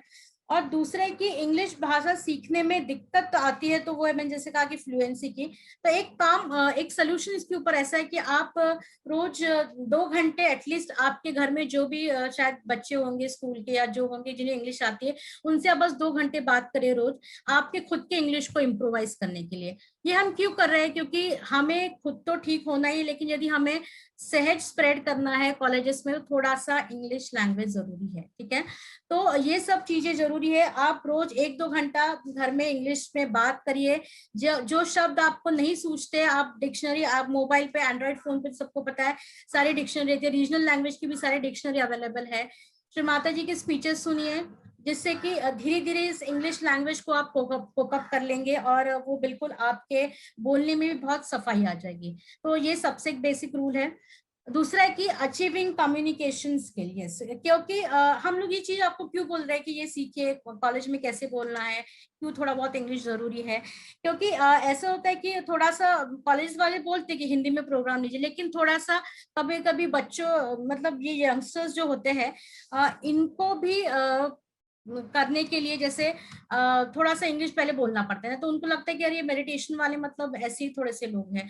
तो वो इम्प्रेशन हमें उनके ऊपर नहीं डालना है। तो थोड़ा सा पहले आप 2-3 अच्छे वाक्य भी बोल लेते हैं, and then you can start in Hindi language also, फिर बाद में आप उसको हिंदी में कन्वर्ट कर सकते हैं। तो ये जरूरी है। तो एक चीज है कि आप रोज 1 से 2 घंटा बिल्कुल इंग्लिश में बोलिए, चाहे घर में कोई हंसे, कुछ भी हो, आप खुद के लिए हमें करना है और सहज को फैलाने के लिए करना है। ये एम हमारे सामने है, तो कोई दिक्कत नहीं, और बिल्कुल श्री माता जी वो करवा लेती हूँ। देन उसके बाद है कि यस, ये एक चीज आपको फायदा होगा कि यदि आप कॉलेजेस में कैसे सहज बताना ये सीख लेते, तो ये आप आगे जाके बड़े बड़े कंपनियों में, ऑर्गेनाइजेशंस होते हैं या फिर कॉर्पोरेट सेक्टर है, यहाँ पे भी आप आराम से इस ट्रेनिंग को ले, तो वहां पे भी आप बिल्कुल आराम से बोल सकते हैं। कॉर्पोरेट सेक्टर्स में भी आप प्रोग्राम ले सकते हैं। हाँ, यदि वो डिपेंड करता है कि आप किस ग्रास्पिंग से इस वेबिनार के इस ट्रेनिंग को लेते हैं और कैसे आप खुद को प्रिपेयर करते हैं, वो उसके ऊपर निर्भर रहेगा। दूसरा है कि कम्युनिकेशन से, अब इस वेबिनार का जो मुख्य चरण हम इस पे ऊपर आएंगे कि as a speaker, as a वक्ता करके जब हमें बोलना होता है, तो हमारे अंदर बोलने का वो कौशल है, वो जो हमें हमारे विशुद्धि चक्र का गुण है, ये कम्युनिकेशन स्किल्स सीखना बहुत ज्यादा जरूरी है, जो केवल इस प्रोग्राम के लिए नहीं, मैंने कहा कि लेकिन आगे जाके भी आपको आपके सहज फैलाने के लिए बहुत काम आ सकता है, राइट। सो यस, तो इस कॉर्पोरेट ये कम्युनिकेशन स्किल्स के लिए मैं आगे की स्लाइड शेयर करती हूँ। क्या है ये कम्युनिकेशन स्किल्स, ठीक है। ये जो कम्युनिकेशन स्किल्स है, ये हमें क्या बताता है कि हमें दूसरों से कैसे बात करनी है। अब हो सकता है कि जैसे आप लोगों ने एज अ पार्टिसिपेंट करके जब आपने अपने नाम दिए थे, तब ये आपने देखा होगा कि बहुत सारे ऐसे हैं कि जो मैनेजमेंट के भी जो मैनेजमेंट से जुड़े हुए हैं, जैसे कि कोई एमबीए है, कोई डॉक्टर्स है, तो जो लोग मैनेजमेंट से जुड़े हुए, ये लोग जानते होंगे कि ये बहुत बार बताते हैं कि जब किसी से हम लोग संवाद करते हैं, कम्युनिकेट करते हैं, तो हमारे कम्युनिकेशन में ये 7 C's, ये 7 C होने चाहिए। कौन सी C है ये? तो इसमें दिया हुआ है क्लियर, हमारा कम्युनिकेशन क्लियर हो, concise, concrete, correct, coherent, complete और कर्टियस, राइट। तो ये 7 C का होना बहुत जरूरी है। अब ये कैसे काम करता है हमारे यहाँ पे, ठीक है। सो दिस क्लियर मतलब क्या कि जब भी हम किसी से बात करते हैं, मान लीजिए कि आप कॉलेज में यदि आप फिजिकली किसी से जब मिलने जाते हैं या फिर आगे जाके भविष्य में आप जाएंगे, तो हम जब बात करते हैं तो हमारे बात में हमारा मैसेज बहुत क्लियर होना चाहिए और सामने वाले को समझे ऐसा हमारा मैसेज होना चाहिए, ऐसा हमें बोलना है, ठीक है। मतलब the message should be clear and easily understandable to the recipient, ठीक है। जो भी संवाद हम लोग आगे वाले से करते हैं वो लोगों को भी समझे और आगे वाले को जल्दी से समझ में, ऐसा हमें बोलना बहुत जरूरी है। उसके बाद if the purpose of the communication is clear to sender, only then receiver will be sure about it, yes। और हम जो बात करने वाले हैं सामने वाले से, यदि वो बात करने का उद्देश्य वो हमें क्लियर है, तो हम आगे वाले को समझा ही नहीं पाएंगे। तो सबसे पहले जरूरी कि जिससे हम लोग बात करने जा रहे हैं, पहले जो बात करने जा रहे हैं उसका उद्देश्य, उसका पर्पस हमारे पास क्लियर होना चाहिए, तभी जाके हम उस सामने वाले को, मतलब जो रिसीवर है, जो हमारे बात को रिसीव कर रहा है, जो हमारे मैसेज को रिसीव कर रहा है, तभी जाके उसे समझ में आ सकता है। उसके बाद है the message should emphasise on a single goal at a time and shall not cover several ideas in single sentence, yes. बहुत बार कैसा होता है ना कि सहयोग बताते वक्त हमें एक्साइटमेंट कभी कभी हो जाती है कि यार इसको कितना बताओ और कितना नहीं, ये ऐसा बिल्कुल नहीं करना है। ये याद रहे कि सामने वाले को जो बताते वक्त ऐसा नहीं कि एक वाक्य में मैं सारा बता दूं उसको, बिल्कुल नहीं। आप जब भी बात करें तो छोटे छोटे सेंटेंसेस में, और ऐसा ना करें कि एक सेंटेंस में सारा कॉन्सेप्ट उसमें आ जाए, नहीं। आप छोटे छोटे सेंटेंस बोलिए और एक एक आइडियाज आप उनके सामने रखिए, तभी जाके सामने वाले को क्लियर होगा कि आप क्या एक्चुअली बोलना चाहते हैं। ये सबसे इम्पोर्टेंट है। उसके बाद एक करेक्ट, यस, जो भी संवाद, जो भी मैसेज आप सामने वाले को देना चाहते हैं, आप जब भी फोन पे बात करते हैं, ऑनलाइन बात करते हैं, ईमेल के तरीके से बात करते हैं, तो आपकी भाषा करेक्ट हो, करेक्ट भाषा। कोई भी, जैसे आप यदि इंग्लिश में मेल करते हैं तो आपके ग्रामेटिकल मिस्टेक ना हो, कोई भी व्याकरण की गलतियां ना हो, स्पेलिंग मिस्टेक्स ना हो, ये आप पहले इंश्योर कर लें, ठीक है। Message should be exact and well time, yes, क्योंकि हम लोग जिनको एड्रेस कर रहे हैं, हम स्कूल और कॉलेजेस में, मैसेज जो भी आप दे रहे हैं उनको वो एग्जैक्ट हो और बिल्कुल टाइम पे हो, क्योंकि आप पता है कि वो लोग टाइम के बहुत पक्के होते हैं, तो हमें भी उनके हिसाब से टाइम का पक्का होना जरूरी है। जैसे कि अगर उनका कुछ रिप्लाई आ रहा है और आप उनको 2 दिन बाद कांटेक्ट करें, तो ऐसा ना हो जैसे उनका रिप्लाई आता है तो आप तुरंत कुछ देर तक मतलब बिल्कुल उन्हें बिल्कुल आप रिस्पॉन्ड करिए। The correct message have a greater impact on the receiver, and at the same time the morale of the sender increases with the accurate message. मतलब ये जो correct message है, ये सामने वाले के ऊपर बहुत इम्पैक्ट करता है कि आप किस तरीके से बात करते हैं। और जो बोलने वाला व्यक्ति है, जैसे अगर हम जब कॉलेजेस में जाते हैं तो हम बोलते हैं और सामने वाला सुनता है, तो हमारा भी एक एंथुजियाज्म, एक मोरल बढ़ता है कि हाँ, हम लोग भी सही तरीके से सामने वाले को कन्विंस कर पा रहे हैं। तो और इवन सामने वाले को ऊपर भी एक अच्छा एक इम्पैक्ट एक जमा होता है, एक अच्छा इंप्रेशन जमा होता है, राइट। यस, उसके बाद है कि मैसेज या फिर जो भी संवाद हम करते हैं कॉन्क्रीट हो, ठीक है। आप कॉन्क्रीट हो मतलब एकदम ठोस रूप से, जिसे हम कहते हैं, ठीक है। कम्युनिकेशन एकदम ठोस रूप से होना चाहिए, जिसमें हमारा बोलने वाला मैसेज एकदम क्लियर हो, पर्टिकुलर हो, कोई भी उसमें मिस इंटरप्रिटेशन का चांस हो, मतलब हम एक बोल रहे हैं और आगे वाला दूसरा समझ रहा है, ऐसा ना हो। बिल्कुल क्लियर कट जो है हमें बोलना चाहिए। और जो भी फैक्ट्स फिगर्स हम लोग सामने वाले को मेंशन करते हैं वो बिल्कुल सब्सटैंशियल होने चाहिए, बिल्कुल सच होने चाहिए, सही होने चाहिए जो हम कहते हैं। जैसे फॉर एग्जांपल, अगर यदि आप किसी सेंटर से रिप्रेजेंट कर, जैसे मान लीजिए कि मैं महाराष्ट्र में पूना से रिप्रेजेंट करती हूँ, और यदि मैं किसी कॉलेज में जाती हूँ और मुझे वो प्रिंसिपल पूछ रही थी कि आपके पूना में कितने सेंटर्स है, तो मैं ये नहीं बोलूंगी शायद 60-70, 60-70 नहीं, 60 या 70। मतलब मुझे वो फैक्ट, मुझे वो फिगर पक्का मालूम होना चाहिए कि सही में मेरे सिटी में कितने सेंटर्स हैं। तो ये फैक्ट फिगर जो भी हम लोग सामने वाले के साथ बात करते हैं, दैट शुड बी क्लियर, वो बिल्कुल परफेक्ट होना चाहिए, ऑलराइट। तो ये चीजें हमें पहले से, उसकी तैयारी हमें पहले करनी पड़ती है। उसके बाद है कंसाइजनेस, यस, मैसेज थोड़ा सा प्रिसाइज हो और अप टू द पॉइंट हो, ठीक है, कि संक्षिप्त में हो और टू द पॉइंट होना बहुत जरूरी है। नहीं तो हम लोग मतलब जो जिस काम के लिए आ रहे हैं वो वहीं पे रहते हैं कम्युनिकेशन, दूसरे हम लोग बात करने लगते हैं, ऐसा बिल्कुल ना। जो बात करनी अप टू द पॉइंट बात करें, अप टू द मार्क बात करें। Sender should avoid lengthy sentences and try to convey the subject matter in the least possible words. Yes, कि हम लोग जो बात करने वाले हैं वो लेंदी, मतलब बहुत हेवी, उसमें हम लोग बहुत लेंदी सेंटेंसेस, मतलब बहुत बड़े बड़े वाक्य में हम लोग बोल रहे हैं, और ताकि मतलब सामने वाले को समझ में भी नहीं आ रहा है, तो ऐसा ना हो। तो जो एक्चुअल में कॉन्सेप्ट हम लोग उन्हें समझाने जा रहे हैं वो कम से कम शब्द में आगे वाले को समझे, ऐसा हमारा कम्युनिकेशन हमारा होना चाहिए। दूसरा है कि short and brief messages are more comprehensive and helps in retaining receivers attention. ये हम क्यों कहते हैं कि बड़े बड़े वाक्य मत बोलिए, छोटे वाक्य बोलिए, ब्रीफ बोलिए, संक्षिप्त में बोलिए, और लेकिन ऐसा बोलिए कि उसमें सारी कॉम्प्रिहेंसिव, मतलब उसमें सारा चीज भी आ जाए, राइट। सो इसलिए कि ताकि सामने वाले का जो अटेंशन है, ध्यान जो है ना, वो बिल्कुल रिटेन रहना चाहिए। तो क्या होता है कि सामने वाला आप ज्यादा बोले तो सामने वाले का अटेंशन बाद में भटकने लगता है, तो ऐसा ना हो। बिल्कुल वहां पे आपके शब्दों पे टिका रहे सामने वालों का ध्यान, ऐसे ही शब्द आपको बोलने हैं। कंसिडरेशन ये इंपॉर्टेंट है।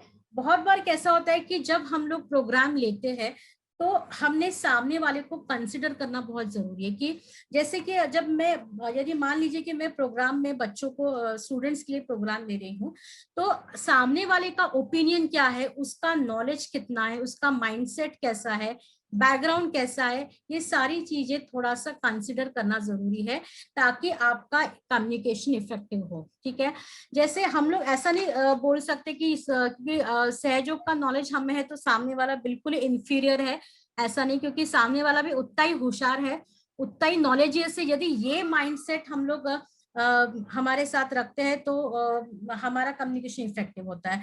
तो बिल्कुल ये ध्यान रखना है कि सामने वाले का भी एक ओपिनियन है, उसको ध्यान में रखते हुए, उसका रिस्पेक्ट करते हुए हमें उन्हें सहयोग उन तक पहुंचाना है, ये इम्पोर्टेंट है।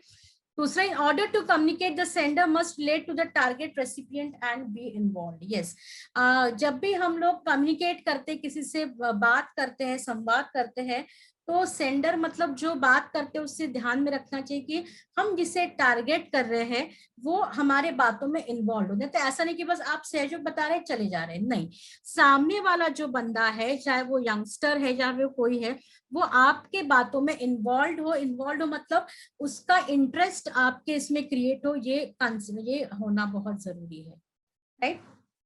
उसके बाद है कर्टियस, जैसे कि हम कह सकते हैं कि शालीनता हमारे बोलने में, हमारे प्रेजेंटेशन में होनी चाहिए।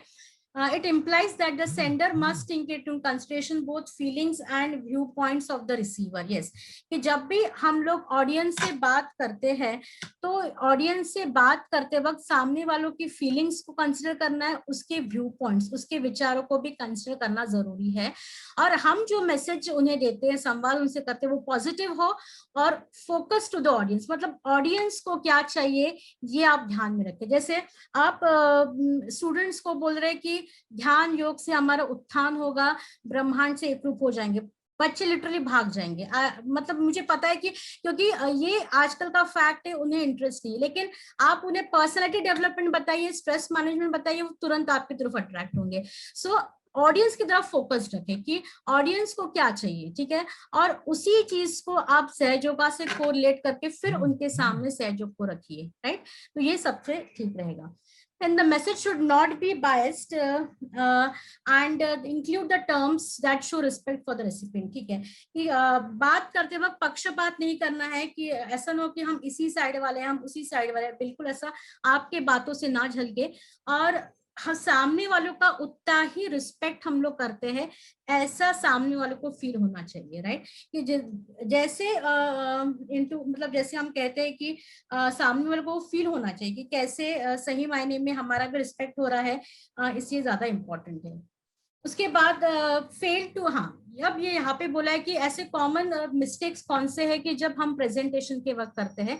यदि आप में से कोई युवा शक्ति है तो उन्हें भी ये पता चलेगा कि जब हम लोग इंटरव्यूज के लिए जाते हैं तो ज्यादा करके हमारी बॉडी लैंग्वेज, जिसे हम कहते हैं कि नॉन वर्बल कम्युनिकेशन, मतलब बिना बोले हुए जो कम्युनिकेशन होता है, जैसे हमारा आंखों का आई कांटेक्ट जिसे हम कहते हैं, ये सारी चीजें बहुत मायने रखती है। आप जैसे इस फिगर में देख सकते हैं कि बहुत सारे लोग जब बात करते हैं तो हिचकिचाते हैं सामने देखने में, तो ऐसा ना हो। तो बहुत सारे 67% लोग इसलिए फेल होते हैं कि वो आई कांटेक्ट नहीं बना सकते। तो यदि हम लोग किससे बात करते हैं और आप नीचे देख के बात करते हैं, वो भी ठीक नहीं लगता है, राइट। सो दिस इज कि आप देखना चाहिए कि हम लोग जब जिससे बात करते हैं तो उनके साथ आई कांटेक्ट मेंटेन करें।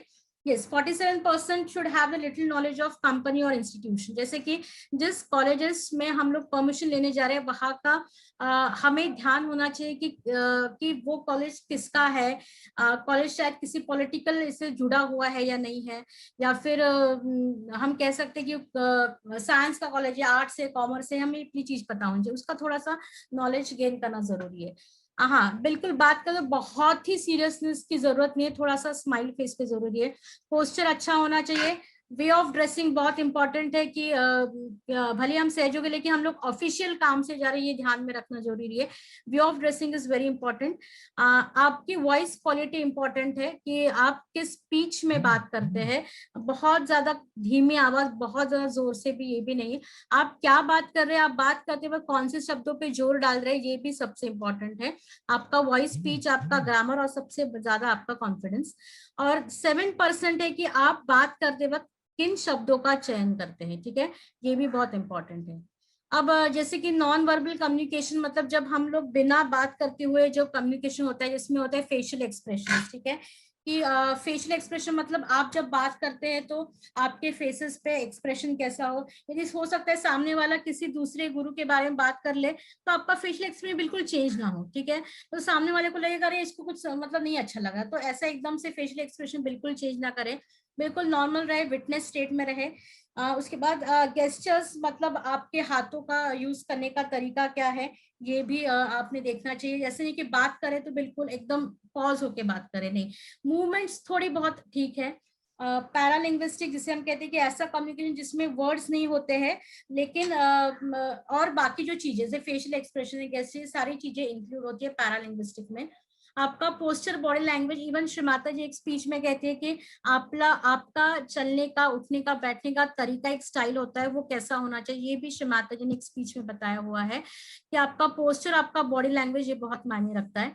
प्रोक्सिमिक्स जिसे हम कहते हैं कि जैसे कि जिन्हें हम सहयोग बताते हैं, शायद सामने वाला बंदा अलग अलग कल्चर को डिपेंड करता है, ठीक है, अलग अलग कल्चरल बिहेवियर है, उसका सोशियोलॉजिकल एस्पेक्ट्स अलग है, तो उसके हिसाब से ऐसा ना हो कि हम लोग किसी कल्चर को बहुत अच्छा बोल रहे हैं, किसी कल्चर को एकदम हम लोग इंफीरियर बता रहे, तो ऐसा ना हो कि प्रोक्सिमिक्स की सामने वाले शायद किसी भी चीज को बिलोंग करता हो, किसी भी रिलीजन को, किसी भी बिलोंग करता हो, या फिर किसी भी स्टेट को बिलोंग करता हो, लेकिन बताते वक्त उसका वो कल्चरल एस्पेक्ट, बिहेवियर और हम कहते हैं कि सोशियोलॉजिकल एस्पेक्ट्स हमें ध्यान में होना चाहिए।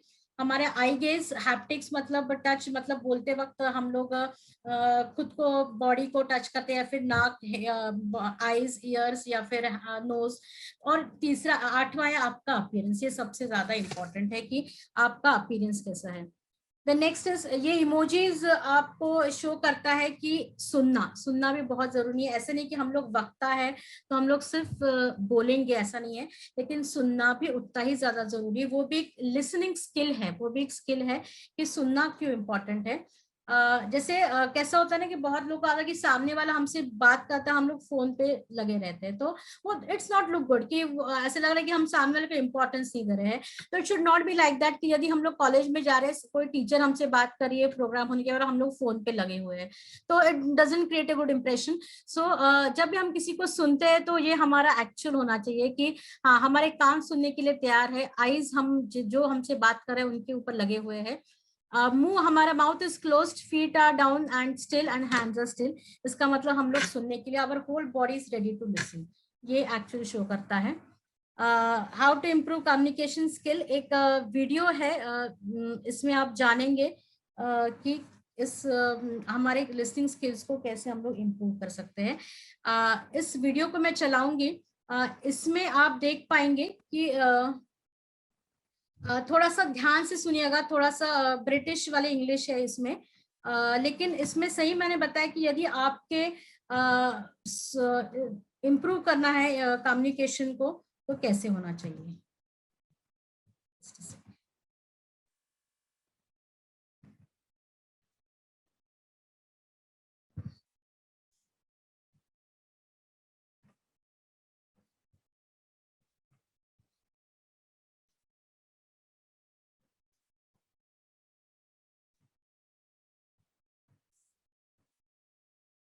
Listening is one of the most important aspects of effective communication. In today's high-tech, high-speed world, we seem to devote less and less time to really listening to one another. Genuine listening is a skill, and it's a really powerful tool you can use in the workplace. By improving your listening skills, you can make a speaker feel heard and understood. This helps build stronger, deeper connections between you and your colleagues. A good listener creates a workplace environment where everyone feels safe to express ideas, opinions, and feelings. They can creatively solve problems in partnership, and they can save time, avoiding conflict and misunderstandings. They can also help relieve negative emotions. When a person feels that he or she has been truly heard, it can help calm them and allow for understanding or problem solving to begin. There are 4 key skills which you can learn to unlock the power of effective listening. Number 1, focus fully on the speaker. You need to really concentrate on the person speaking and pay special attention to their body language and other non-verbal cues. If you start to daydream, doodle, or check social media, then you're certain to miss non-verbal cues in the conversation. Okay, some speakers can be really, really boring, so if you're finding it hard to concentrate, try repeating their words over in your head. It will reinforce their message and help you stay focused.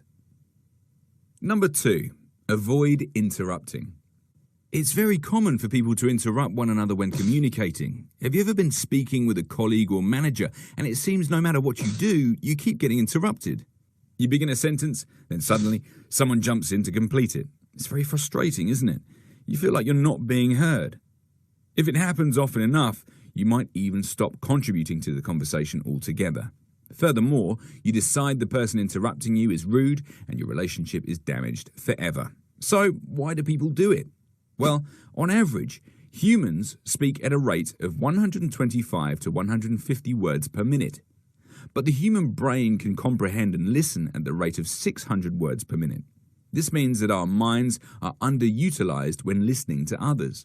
We therefore struggle to keep our minds on topic. You might hear one or two phrases of the conversation and jump ahead to a solution or share a previous experience. Our boredom can inadvertently create a separate conversation. There are simple tricks you can practice to interrupt your interrupting behavior. For example, try to close your mouth whilst listening.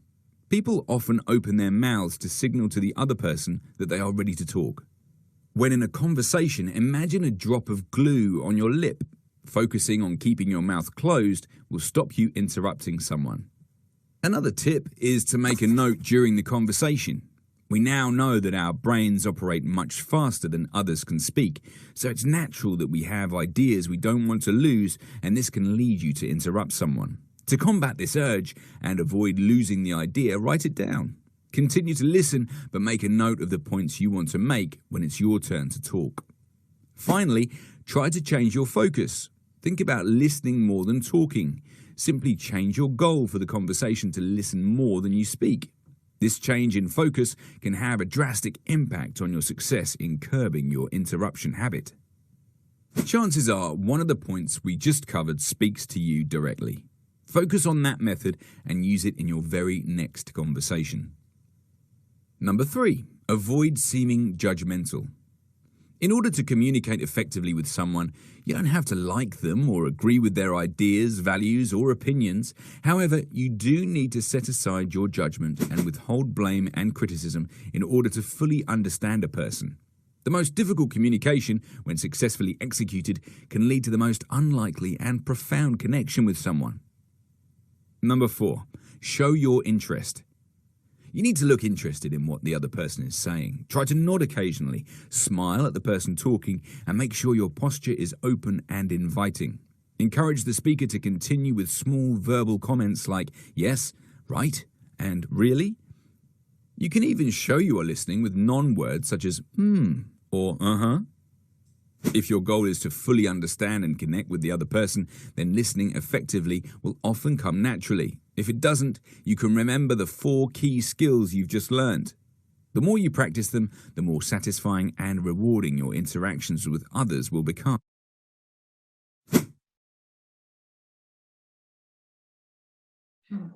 Yes. Hopefully आप लोग को समझ में आया होगा कि ये listening skills मतलब सुनना भी एक प्रकार का स्किल है, राइट? तो ये स्किल को भी हम लोगों ने देखना चाहिए कि हमारे अंदर ये कैसे इम्बाइब करे। जैसे कि उन्होंने एक वीडियो में एक पॉइंट कहा है कि जब भी आप किसी को सुनते हैं तो सुनते वक्त आपकी बॉडी पोस्चर कैसा हो कि यस कि you are inviting their suggestion, कि आप इसको एक्सेप्ट करें। ऐसा दिखना चाहिए आपके बॉडी पोस्चर से, आपके फेशियल एक्सप्रेशन से। उनको कोई सामने वाला, मान लीजिए कि कोई आपसे, आप कॉलेज में आप जा रहे हैं, आपसे डीन, आपके प्रिंसिपल बात कर रहे हैं, तो आप बिल्कुल शांत बैठे नहीं, आप उनको मतलब पॉजिटिवली आप उनको कैसे रिएक्ट करेंगे, रिस्पॉन्ड करेंगे, इसमें बहुत बारीक बारीक चीजें दी हुई है।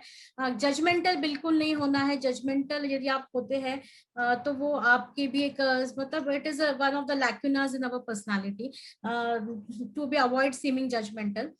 ये आगे हम लोग देखेंगे कि रोड ब्लॉक्स क्या है कम्युनिकेशन की, कि हम लोग किस प्रकार से क्यों रोड ब्लॉक्स आते हैं। जैसे कि इसमें दिया हुआ है कि मेकिंग देम स्टॉप टॉकिंग, मतलब आगे वाले की बात काटना, that is also not good. Making them defensive, making them argue counter attack, मतलब सामने वाला कब बोलता है मैं कब काउंटर अटैक करूं, ऐसा हमारा स्वभाव ना हो।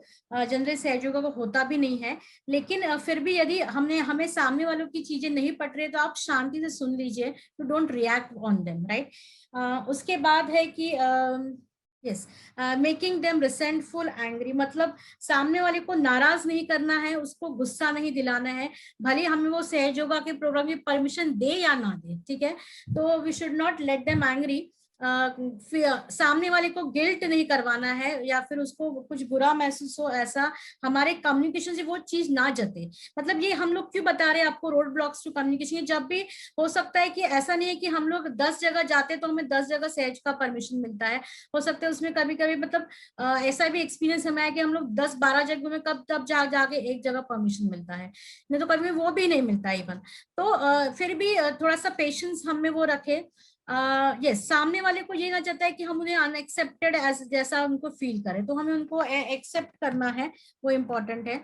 Making them feel they are understood, they are not understood, मतलब उनको ऐसा फील नहीं करवाए कि हम आपको समझ नहीं पा रहे, क्योंकि कई बार लोगों को होता है कि यार मेरे को कोई सुने, तो सुन लीजिए आप जो भी है, ठीक है।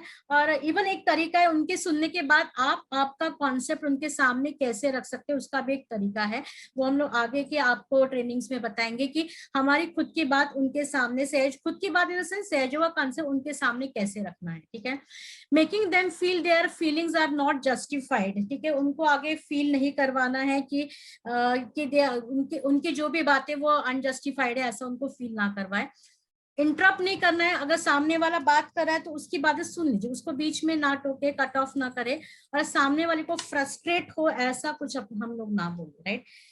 यस, एक और एक चीज है कि कॉस्ट ऑफ पुअर कम्युनिकेशन, जैसे कि यदि हम हमारे काम पे ऊपर हमारा फोकस नहीं है, मतलब हमारा सहज का काम है कि हम लोग सहज का प्रचार करें, ठीक है, लेकिन हमें पूरी फोकस के ऊपर, ऐसा नहीं कि आज मुझे टाइम है तो आज मैं सहज का प्रचार करूंगी, आज कल मुझे टाइम है मैं नहीं करूंगी, नहीं। हमारा चाहे टाइम किसी को नहीं होता है, टाइम निकालना पड़ता है, सबको पता है, हम सबके रूटीन से, हम सब लोग जॉब करते हैं, घर के काम करते हैं, घर का काम भी एक जॉब ही है, सबके, लेडीज हो या कोई और हो, तो लेकिन हमारा पूरी तरीके से फोकस हमारे सहज के कार्य के ऊपर, हमें उसे भूलना नहीं है। और श्री माता जी हमें टाइम मैनेजमेंट बराबर सिखाते हैं कि हमें सारी चीजों को मैनेज करके कैसे सहज का कार्य करना है, ये हमारे ऊपर होता है। और नहीं है टाइम मैनेजमेंट तो हम लोग प्रार्थना करें, श्री माता जी बराबर हमारे लिए टाइम निकालती है। तो उसके बाद है लैक ऑफ फोकस, कि हमारा फोकस क्या है कि सामने वाले तक सहयोग को पहुंचाना है। तो हमारा प्रेजेंटेशन कैसा हो, कि हमारे प्रेजेंटेशन में मतलब जब हमें बात करनी है तो कौन सी बात मुझे पहले करनी है, कौन सी बात मुझे बाद में करनी है, ये पहले प्रायोरिटी हमको डिसाइड करनी की। The communication should be prioritise, ठीक है। और हमारे यदि कम्युनिकेशन में प्रायोरिटाइज नहीं है, मतलब जो चीज आपको पहले बोलनी थी आप वो एकदम आखिरी में बोले, जब लोगों का अटेंशन भी नहीं रहता है, तो वो प्रोग्राम आपका लिटरली इनइफेक्टिव हो जाएगा, इनएफिशिएंट हो जाएगा। तो हमें प्रोग्राम में भी पहले क्या बात रखनी है बच्चों के सामने, बाद में क्या रखना है, यदि प्रोग्राम में बीच में कुछ अनसर्टेनिटीज हो जाती है तब क्या करना है, ये सब चीजें हमारे पहले से ही हमारे पास तैयार होनी चाहिए। More programs get schedule due to inadequacy in work, थोड़ा सा काम करना पड़ता है, ऐसा नहीं कि प्रोग्राम आ गया बस चल दिए, स्पीकर्स बस अलॉट कर दिए हो गया, ऐसा नहीं होता है। थोड़ा सा प्रोग्राम्स जितने भी शेड्यूल होते हैं, तो यदि हमारे काम में इनएडिक्वेसी है तो थोड़ा सा डिस्टर्बेंस हो सकता है। हर एक ऐसा नहीं कि बस प्रोग्राम मिल गया तो 2-3 मेंबर ही हमेशा दौड़ा रहे हैं हम लोग कि बस भैया तू ही बात कर, तू अच्छे से बात करता है, आप ही बात करो, नहीं। लेकिन हमारे टीम में ऐसे मेंबर्स हो कि जिनको भी ये बात करना आना चाहिए, नहीं तो 2-3 मेंबर्स ओवरबुक्ड रहते हैं, फिर उनको इंफॉर्मेशन मिलती है कभी नहीं मिलती है, तो ऐसा ना हो, ये चीज हमें ध्यान में देखें। एक और एक वीडियो है हम लोग बाद में चलाएंगे क्योंकि अभी थोड़ा सा टाइम हम लोग देखेंगे। उसके बाद है फेलियर ऑफ पर्पस, यस, ये भी एक पुअर कम्युनिकेशन का पार्ट है कि inability to communicate well on a day to day basis is symptomatic of a larger communication disruption. जैसे कि यदि हम लोग एक प्रोग्राम अरेंज करते तो हमारे टीम के साथ हमारा एक बॉन्डिंग होना चाहिए कि ऐसा नहीं कि यदि मान लीजिए कि मुझे कोई प्रोग्राम मिलता है तो मैं, और मेरे साथ 5 लोगों की टीम है फॉर एग्जाम्पल, ठीक है, तो मैं उन 5 लोगों को हमेशा इन्फॉर्म्ड रखूं, ये मेरा काम है, ठीक है। तो डे टू डे बेसिस पे हमारा उनके साथ कम्युनिकेशन होना चाहिए। यदि नहीं होता है तो सबसे बड़ा जिसे हम कहते हैं कि क्या कहते हैं कि अर्थड़ा, जिसे डिसरप्शन कहते हैं, वो आपके कम्युनिकेशन में आता है। यदि आपका पर्पस आगे वाले को नहीं बता पाते, आपका कम्युनिकेशन यदि बराबर नहीं है तो if we are unable to communicate the vision and the purpose of the program, it has effectively lost the long term in loss of credibility. Yes, अगर हम सामने वाले को हमारा विजन, हमारा पर्पस प्रोग्राम का नहीं समझा पाते हैं, तो याद रखिए कि हम लोगों ने लॉन्ग टर्म के लिए लिटरली हम कहते हैं कि उसके विश्वास के योग्य जो गुण हम लोग होता है वो उसको खो देते हैं, क्रेडिबिलिटी पूरी तरीके से खो देते हैं, क्योंकि हम सामने वाले को कन्विंस नहीं कर पा रहे हैं कि हमारे प्रोग्राम लेने के पीछे का विजन क्या है, मिशन क्या है, ठीक है। लैक ऑफ इनोवेशन, ये पहले भी मैंने कहा था कि प्रोग्राम्स क्रिएटिव नहीं है, क्रिएटिविटी नहीं है, इनोवेशन नहीं है, तो प्रोग्राम्स वही के वही स्टैग्नेट हो जाते हैं, रुक जाते हैं, और थोड़ा सा एक बोरिंगनेस आ जाता है, लिटरली आता है। और ये क्यों होता है कि हमारे प्रोग्राम्स में, हमारे प्रेजेंटेशन में इनोवेशंस नहीं होते हैं। तो प्रेजेंटेशन हमारा बहुत अच्छा हो, ये जरूरी है। Imagine yourself in a program where a team is presenting, the audience has clearly checked out. अब जैसे बहुत बार ऐसा होता है कि जब हम लोग प्रोग्राम लेते हैं तो मान लीजिए किसी कंपनी में आप प्रोग्राम लेने जा रहे हो, ऑर्गेनाइजेशन में या फिर किसी कॉलेज में, तो बच्चों को पहले से टॉपिक से अवेयर करा दिया जाता है कि आपका इस तारीख को सहज योगा मेडिटेशन के ऊपर प्रोग्राम है। तो बच्चे इतने होशियार रहते हैं कि पहले से गूगल सर्च कर लेते हैं कि मेडिटेशन के बारे में क्या है क्या नहीं, और आप वही जाके यदि बोलते हैं तो फिर उनको लगता है ये तो वही बता रहे जो हमने देखा है, तो वो पहले से हमको चेकआउट कर लेते हैं। तो इट इज द वे कि सही में हम कितना उस प्रोग्राम को क्रिएटिव करते हैं, किस तरीके से प्रेजेंट करते हैं, बिकॉज यहाँ पे लिखा है कि half of the room is checking a device and the other half is flipping through the PowerPoint deck to try out the figure to the point of this programme. तो ऐसी तरीके से हम लोग प्रेजेंट करें कि सामने वाले का अटेंशन हमारी तरफ से हिले नहीं, तो ऐसा हमारे प्रेजेंटेशन में वो स्किल होना चाहिए। ड्रॉप इन मोरल, यदि ये तीनों चीजें हमारे पास थी, हम लोग फोकस्ड नहीं है, हम हमारे उद्देश्य को नहीं समझा पा रहे हैं, हमारे प्रोग्राम्स में प्रेजेंटेशन में क्रिएटिविटी नहीं है, तो हम हमारे टीम मेंबर का मोरल, उनका एंथुजियाज्म, उनका जोश हम लोग बिल्कुल ड्रॉप कर रहे हैं, ये ध्यान में होना जरूरी है। उसी तरह से लॉस ऑफ क्रेडिबिलिटी, जैसे मैंने कहा कि विश्वास के योग्य जो गुण होता है उसको हम लोग खो देते हैं, ठीक है। तो इसका ये है कि the way of representing goals and innovation has a immediate impact on programme, मतलब जिस तरीके से हम प्रोग्राम को रिप्रेजेंट करते हैं, जिस इनोवेशन से हम लोग रिप्रेजेंट करते हैं, उसका इम्पैक्ट हमारे प्रोग्राम पे पड़ता है, ठीक है। और without clear effective communication everything में डिक्लाइन, और हमारा प्रेजेंटेशन, हमारा प्रोग्राम इफेक्टिव नहीं है, प्रभावी नहीं है, सक्षम नहीं है, तो सारी चीजें धीरे धीरे गिरने लगती है। यस, ये इसके ऊपर मैं ज्यादा बात नहीं करूंगी। Basics of body language etiquettes, ये बहुत इंपॉर्टेंट है। ऐसा नहीं कि ऑनलाइन प्रोग्राम है इसलिए घर के कपड़े पहन लिए और बस चल दिए और ऑनलाइन प्रोग्राम दे रहे, नहीं, because first impression last impression जिसे हम कहते हैं, because we are representing our mother, हम लोग माता जी को रिप्रेजेंट कर रहे हैं, सहज योगा रिप्रेजेंट कर रहे हैं, मतलब तो बेसिक ऑनलाइन एटिकेट्स हमें मालूम होने चाहिए। ये बहुत इंपॉर्टेंट है। It's not just what you से और डू, बट हाउ यू से और डू मैटर्स, मतलब आप क्या कहते हैं ये जरूरी नहीं कि आप उसे किस तरीके से कहते हैं, ये ज्यादा जरूरी है। तो थोड़े मैनरिज्म्स ये हमारे पास होने चाहिए कि ड्रेसिंग सेंस ऑफिशियल ही हो, फॉर्मल हो। बहुत सारी युवा शक्ति को मैं बहुत बार देखती हूँ कि कहीं पब्लिक प्रोग्राम है कॉलेजेस में तो बिल्कुल जीन्स टी शर्ट पहने, आप फॉर्मल पहनिए। जब आप इंटरव्यू में जाते हो तो जीन्स टी शर्ट में जाते हैं क्या? कभी नहीं ना। तो हम लोग कैसे फॉर्मल में रहते हैं, तो ये भी प्रोग्राम हमारा ऑफिशियल प्रोग्राम है सहज योगा का, आप उस तरीके से जाइए। तो थोड़ा सा ड्रेसिंग सेंस पे भी हर एक स्पीकर ने, जो भी सहज योग लोग सिर्फ अटेंड करने जा रहे हैं उसके ऊपर ध्यान दें। इवन लेडीज है तो आप नीट ड्रेसअप होके जाइए, ये इंपॉर्टेंट है। यस, कर्ट से यदि आप ईमेल्स लिख रहे हैं, लेटर्स लिख रहे हैं, तो आपके राइटिंग में एक नम्रता झलकनी चाहिए, ऐसा हो। हैंडशेक, एटीट्यूड, आपका एटीट्यूड नॉन जजमेंटल हो, अग्रेशन नहीं हो, no bad language, no bad gestures, no harassing talks, sarcastic talk ना हो आपका। रिस्पॉन्स पॉजिटिव, पेशेंस होना चाहिए। आपका वॉइस टोन बहुत इंपॉर्टेंट है।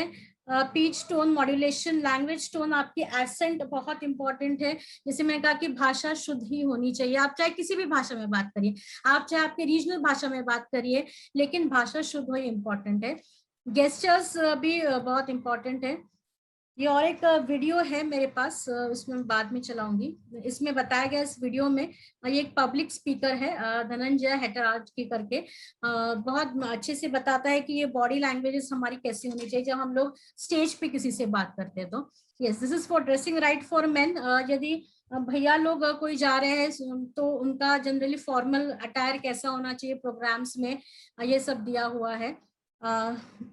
उसके बाद यस, अगर लेडीज लोग हैं तो उनका अटायर कैसा हो प्रोग्राम्स में, आइदर साड़ी और सलवार सूट में चुन्नी ऐसा होना चाहिए, लाइट मेकअप, ये सारी चीजें कि विच एक्चुअली ये हम जब जाते हैं प्रोग्राम्स में, तो ऑनलाइन हो या ऑफलाइन प्रोग्राम्स हो, तो ये सारी चीजें बहुत माइन्यूटली मैटर करती है। एक छोटा सा वीडियो चलाती हूँ मैं, जिसमें बहुत ध्यान से सुनिए। इसमें बताता है कि जब आप स्टेज पे जब बात करते हैं, जब आप पब्लिक को एड्रेस करते हैं, तो आपका कैसा होना चाहिए। जस्ट मैं वो शेयर करती हूँ आपसे। उसके बाद हम लोग हमारे सेशन के आगे की ट्रेनिंग के प्रोसीजर के बारे में बात करेंगे इस वीडियो के बाद। My dad came up to me and said, "Son, it's okay. You flunked your exams.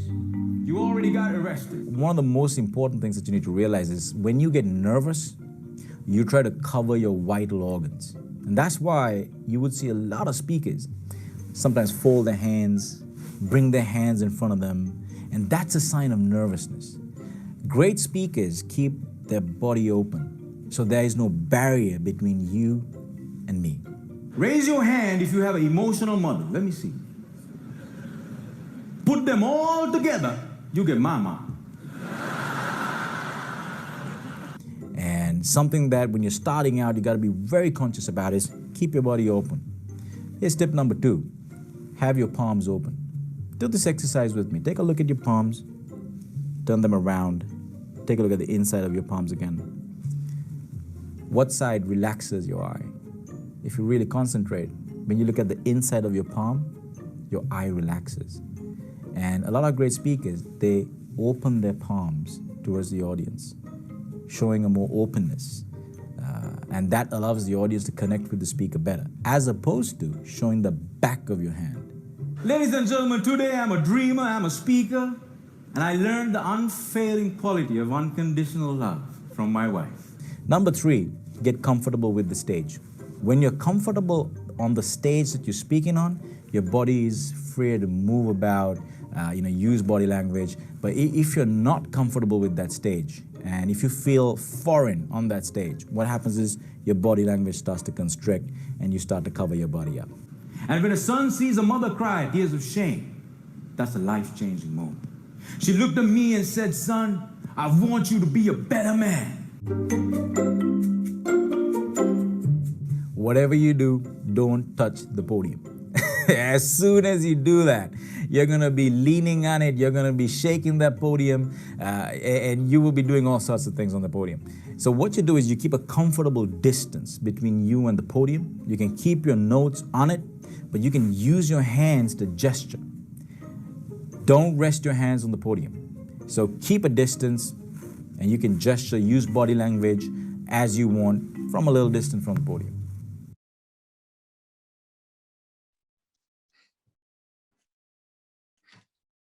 इससे एक्चुअली पता चलता है कि बॉडी लैंग्वेज हमारी कैसी हो। सो इसमें यही पे स्टॉप करती हूँ शेयर करना स्क्रीन।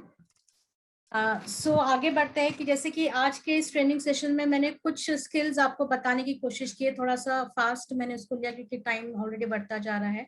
तो अब ट्रेनिंग ये जो हम आपको कम्युनिकेशन स्किल्स के बारे में बताते हैं, प्रेजेंटेशन वे क्या होना चाहिए, तो ये सिर्फ एक दिन के आज के ट्रेनिंग से संभव नहीं होगा। आगे भी जो ट्रेनिंग सेशंस होंगे आपको उसको ज्वाइन होना जरूरी है, क्योंकि आगे के ट्रेनिंग सेशंस में आपके हर एक टीम को मेंटोर्स दिए जाएंगे और वो मेंटोर्स आपको पर्सनली गाइड करेंगे। कुछ कॉमन सेशंस भी होंगे सबके साथ। तो जितना वक्ता प्रोग्राम में महत्वपूर्ण है, उतना ही प्रोग्राम में जो सुनने वाला बंदा होता है वो भी उतना ही इम्पोर्टेंट है। तो आज के इस वेबिनार में जो भी पार्टिसिपेंट्स मौजूद है इस वेबिनार में, तो हर एक को एनएसपीटी टीम के कुछ एक्सपर्ट्स लोग हैं जो बहुत अच्छे से बात करते हैं। उन लोग को आप लोग को उनको एज अ मेंटोर करके आपको दिया जाएगा। तो आगे बढ़ते कि इस ट्रेनिंग का अगला प्रोसीजर कैसे होगा, और उस ट्रेनिंग को जैसे जो मेंटर अलॉटमेंट का प्रोसेस होगा वो कैसा होगा, इसके लिए हमारे जो अगले स्पीकर है वो हमारे एनएसपीटी के one of the active member है। मैं उनसे अनुरोध करती हूँ, महेश धांडेकर भैया, ये नागपुर से है। जय श्री माता जी, सभी को हृदय से जय श्री माता जी। आप सब लोगों के हिम्मत की दाद देनी चाहिए। करीबन 1 घंटा 40 मिनट से आप लोग कंसिस्टेंटली सुन रहे हैं। दीदी ने जो ये सारी चीजें आपसे अभी शेयर करी थोड़ी देर पहले, तो जनरली जब हम सहयोगा की मीटिंग्स होती है, सहयोगा का ऑनलाइन वर्कशॉप होता है, वेबिनार होता है, तो इन सारी प्रोफेशनल इनफॉर्मल चीजों पर बातचीत बहुत कम होती है। तो आप लोगों को थोड़ा सा आश्चर्य भी लग रहा होगा कि इतना ज्यादा प्रोफेशनल चीजों पर बातचीत हो रही है। तो ये थोड़ा सा सहज कंटेंट से कुछ इम्प्रोवाइजेशन हो रहा है। मैं हटकर नहीं कहूंगा, ये इम्प्रोवाइजेशन हो रहा है। ये इम्प्रोवाइजेशन इसके लिए हो रहा है क्योंकि आप श्री माता जी के कुछ टॉक्स है जो हम आपसे बाद में शेयर करेंगे, उसके बारे में भी आप जानेंगे, जिसमें श्री माता जी ने एक्चुअल प्रोफेशनल एरियाज में, प्रोफेशनल सिनेरियोज में सहयोगियों ने किस प्रकार से बिहेव करना चाहिए, कैसे ड्रेसिंग करना चाहिए, कैसे टाइम पर पहुंचना चाहिए, आपका कम्युनिकेशन कैसे होना चाहिए, इन सब चीजों पर बातचीत करिए। अब ये सारी चीजें जो आपको बताई गई है, ये सारी चीजें उनका एक एक रेलेवेंट और इम्पोर्टेंट कंटेंट है। ये अब तक जो थ्योरी बताया गया है, इस थ्योरी को हम एक्चुअल प्रैक्टिकल में कन्वर्ट करने वाले हैं आप सब लोगों के लिए। क्योंकि एक इंटरेस्टिंग चीज मैं आपसे शेयर करना चाहूंगा। जब हम लोग सुबह आज के वेबिनार के पार्टिसिपेंट्स की लिस्ट देख रहे थे, तो ध्यान से सुनिएगा, इस वेबिनार में अभी जितने लोग लाइव हैं, इसमें कौन कौन लोग हैं। इनमें डॉक्टर्स हैं, those who are BAMS professional, BHMS, MBBS, BDS, veterinary professionals हैं, इंजीनियर्स हैं, बीटेक, BE, MTech, कुछ जो इंजीनियरिंग परस्यू कर रहे हैं, फार्मासिस्ट है, बायोटेक्नोलॉजिस्ट है, माइक्रोबायोलॉजिस्ट है, देन मैनेजर्स हैं जो अभी बैंक में काम कर रहे हैं, प्राइवेट एस्टेब्लिशमेंट्स में काम कर रहे हैं, लॉयर्स हमारे साथ में ऑनलाइन है, कुछ पोस्ट ग्रेजुएट लॉयर्स है, कुछ PhD इन लॉ है, कुछ सीनियर रिसर्चर्स इन लॉ है, टीचर्स बहुत सारे ऑनलाइन हमारे साथ में है, कुछ रिटायर्ड है, कुछ वर्किंग है, लेक्चरर्स काफी सारी यूनिवर्सिटीज से अभी जिन्होंने नेट सेट जैसी हाई प्रोफाइल एग्जाम्स को क्लियर किया है, जिन्होंने अपने अपने सब्जेक्ट में PhD किया है, वो सारे लोग अभी लाइन पर है। अंडर ग्रेजुएट्स जो हमारे सहजी भाई बहन हैं, 10वीं 12वीं वाले, और एक और बहुत इंटरेस्टिंग चीज है कि काफी सारी हाउस वाइफ्स जो हमारी सहयोगी बहनें हैं वो भी लाइन पर है, फार्मर्स जो हमारे भाई लोग हैं वो भी हमारे साथ में लाइन पर है। हम लोग बहुत ज्यादा फॉर्चुनेट है कि इतना एक मिक्स तरीके का जो हमारा सहयोगियों का जो कांग्रेगेशन है वो आज हमारे साथ में इस वेबिनार पे लाइव है, क्योंकि सब लोगों में एक ललक है। ललक किस चीज की है कि अब जब पूरे जमाने में इधर उधर भागम भाग मची हुई है, लोग अपने आप को बचाने के लिए भाग रहे हैं, उस वक्त किस तरीके से हम अपने आप में वो स्किल्स ला सके ताकि दूर दूर तक, जहां जहां तक श्री माता जी का संदेश हम लोग पहुंचा सकते हैं वहां पर हम इसको पहुंचाएं। हम सब लोगों को बहुत सारी चीजें आती है, सहयोगों का बहुत सारा नॉलेज हमारे पास में है। प्रॉब्लम यह है कि इसको किस तरीके से असेंबल करके सामने रखा जाए ताकि ये जो युवा पीढ़ी है, या जो कॉर्पोरेट हाउसेस है, या जो यंग जनरेशन है, या हाईली एजुकेटेड क्लास है, इन सब लोगों को सहयोग अच्छे तरीके से समझ जाए, ये लोग उसको डाइजेस्ट कर सके, और सहयोगा का जो लेवल है वहां तक इनकी समझ को हम खींच कर पहुंचा सके। तो इस ट्रेनिंग शेड्यूल में हम ये सारी चीजों को सीखने वाले हैं, जिसका पहला ओपनिंग जो कॉन्सेप्ट है जो दीदी ने समझाया on the point of communication skills. अब ये वर्कआउट कैसे होगा, कैसे हम इसे समझाएंगे, कैसे हम इसको समझाएंगे, इसके बारे में भी हम लोग बात करते हैं। देखिए कैसे ये ट्रेनिंग अरेंज होगा। आज जैसा पहला शेड्यूल हुआ है, जो पहला ओपनिंग सेशन हुआ है, इसके साथ में और ट्रेनिंग सेशंस इसके साथ में आगे चलेंगे, जो प्रैक्टिकल ट्रेनिंग सेशंस होंगे। आज हम सिर्फ उसकी ओपनिंग आइडिया आपको दे रहे हैं, प्रैक्टिकल ट्रेनिंग सेशंस कैसे होंगे कि देखिए ये जो ऑनलाइन वेबिनार्स पे आपको एज अ स्पीकर हम लोग डेवलप करना चाहते हैं, एज अ वॉलंटियर हम आपको डेवलप करना चाहते हैं, क्योंकि ऑनलाइन प्लेटफॉर्म के कुछ चैलेंजेस है। क्या चैलेंजेस है? आपको कोई ऑडियंस सामने दिखता नहीं है एक्सेप्ट फ्यू वीडियो एक्सप्रेशंस जो आप उनके देखते हैं। ऑडियंस आपको सामने दिखता नहीं है। ऑडियंस से डायरेक्टली जैसा आप ऑफलाइन प्लेटफॉर्म्स पे इंटरेक्शन करते हैं, वैसे 1000 लोगों के आप एक्सप्रेशंस एक साथ देख नहीं पाते हैं। You can have interaction to 1 to 1। उनका फीडबैक आप ले नहीं पाते हैं। ऑफलाइन प्लेटफॉर्म में जैसे आप बात करते हैं और आपको पता चल गया कि भाई यहाँ के 100 लोग या वहाँ के 50 लोग आपस में हिलडुल रहे हैं, बातचीत कर रहे हैं, थोड़ा सा डिस्टर्बेंस हो रहा है क्राउड में, तो आप तुरंत अपने टॉपिक को चेंज कर सकते हैं या कुछ नई बात को बता सकते हैं। ऐसा इस ऑनलाइन प्लेटफॉर्म में आप कर नहीं सकते। आपको हर एक व्यक्ति का अटेंशन अलग अलग आपके ऊपर होता है और वो चलते रहते हैं। इसमें सबसे बड़ा चैलेंज ये है कि आपको खुद बहुत अलर्ट रहना पड़ता है 2-3 चीजों के लिए। पहला कि आप अपने ऑनलाइन प्लेटफॉर्म पर किसी टेक्निकल कारण की वजह से लोगों तक पहुंचने में अटक नहीं रहे हैं, नंबर 1। नंबर 2, आप अपना कंटेंट कहीं मिस नहीं कर रहे हैं, आप ठीक से सारा कंटेंट पूरा डिलीवर कर रहे हैं। नंबर 3, जो लोग आपके साथ में बने हुए थे वो लोग अभी भी आपके साथ में बने हुए हैं, आपकी बात को सुन रहे हैं, समझ रहे हैं। समझना ज्यादा इंपॉर्टेंट है क्योंकि उनका लाइव फीडबैक तो आपको नहीं आता accept in form of a chat. पर जैसा लाइव गैदरिंग में आप लोगों को तुरंत फीडबैक मिलता है, वैसे तुरंत फीडबैक मिलना थोड़ा सा मुश्किल हो जाता है। इसलिए इन सारे चैलेंजेस को सामने रखते हुए ये जो इतने सारे जो प्रोफेशनल लोग हमारे साथ में लाइन पर हैं, उन सभी लोगों को प्रोफेशनली ट्रेन करने के लिए हम ये वर्कशॉप्स रखने वाले हैं। तो कैसे ये वर्कशॉप्स आगे बढ़ेंगे? ये वर्कशॉप्स वीकली सेशंस के फॉर्म में आगे बढ़ेंगे। कौन आपको ट्रेन करेगा? तो दीदी ने जैसे बताया कि नेशनल स्कूल प्रोपोगेशन टीम के कुछ जो ट्रेंड वॉलंटियर्स हैं, काफी अच्छी लाइफ में अपने अपने अपने अच्छे जगह पर बहुत बढ़िया अचीवमेंट किए हुए हाईली प्लेस्ड ऐसे वॉलंटियर्स हमें श्री माता जी ने दिए हुए। Some are the doctor, some are PhD holders, some are software professionals, some are lecturers in prestigious universities, some are lawyers. तो ये सारे अलग अलग फील्ड्स के जो एक्सपर्ट हैं, उन्होंने बहुत मेहनत करके अपने अंदर ये स्किल्स डेवलप किए हैं and they will try to train you in this skills. अब ये कैसे करेंगे? तो हर एक संडे, माने यहाँ से लेकर 3-4 संडेज तक हम and on every Sunday we shall attempt to arrange 1 webinar for you. और हर एक वेबिनार में अलग अलग चीजों का आपको ट्रेनिंग दिया जाएगा।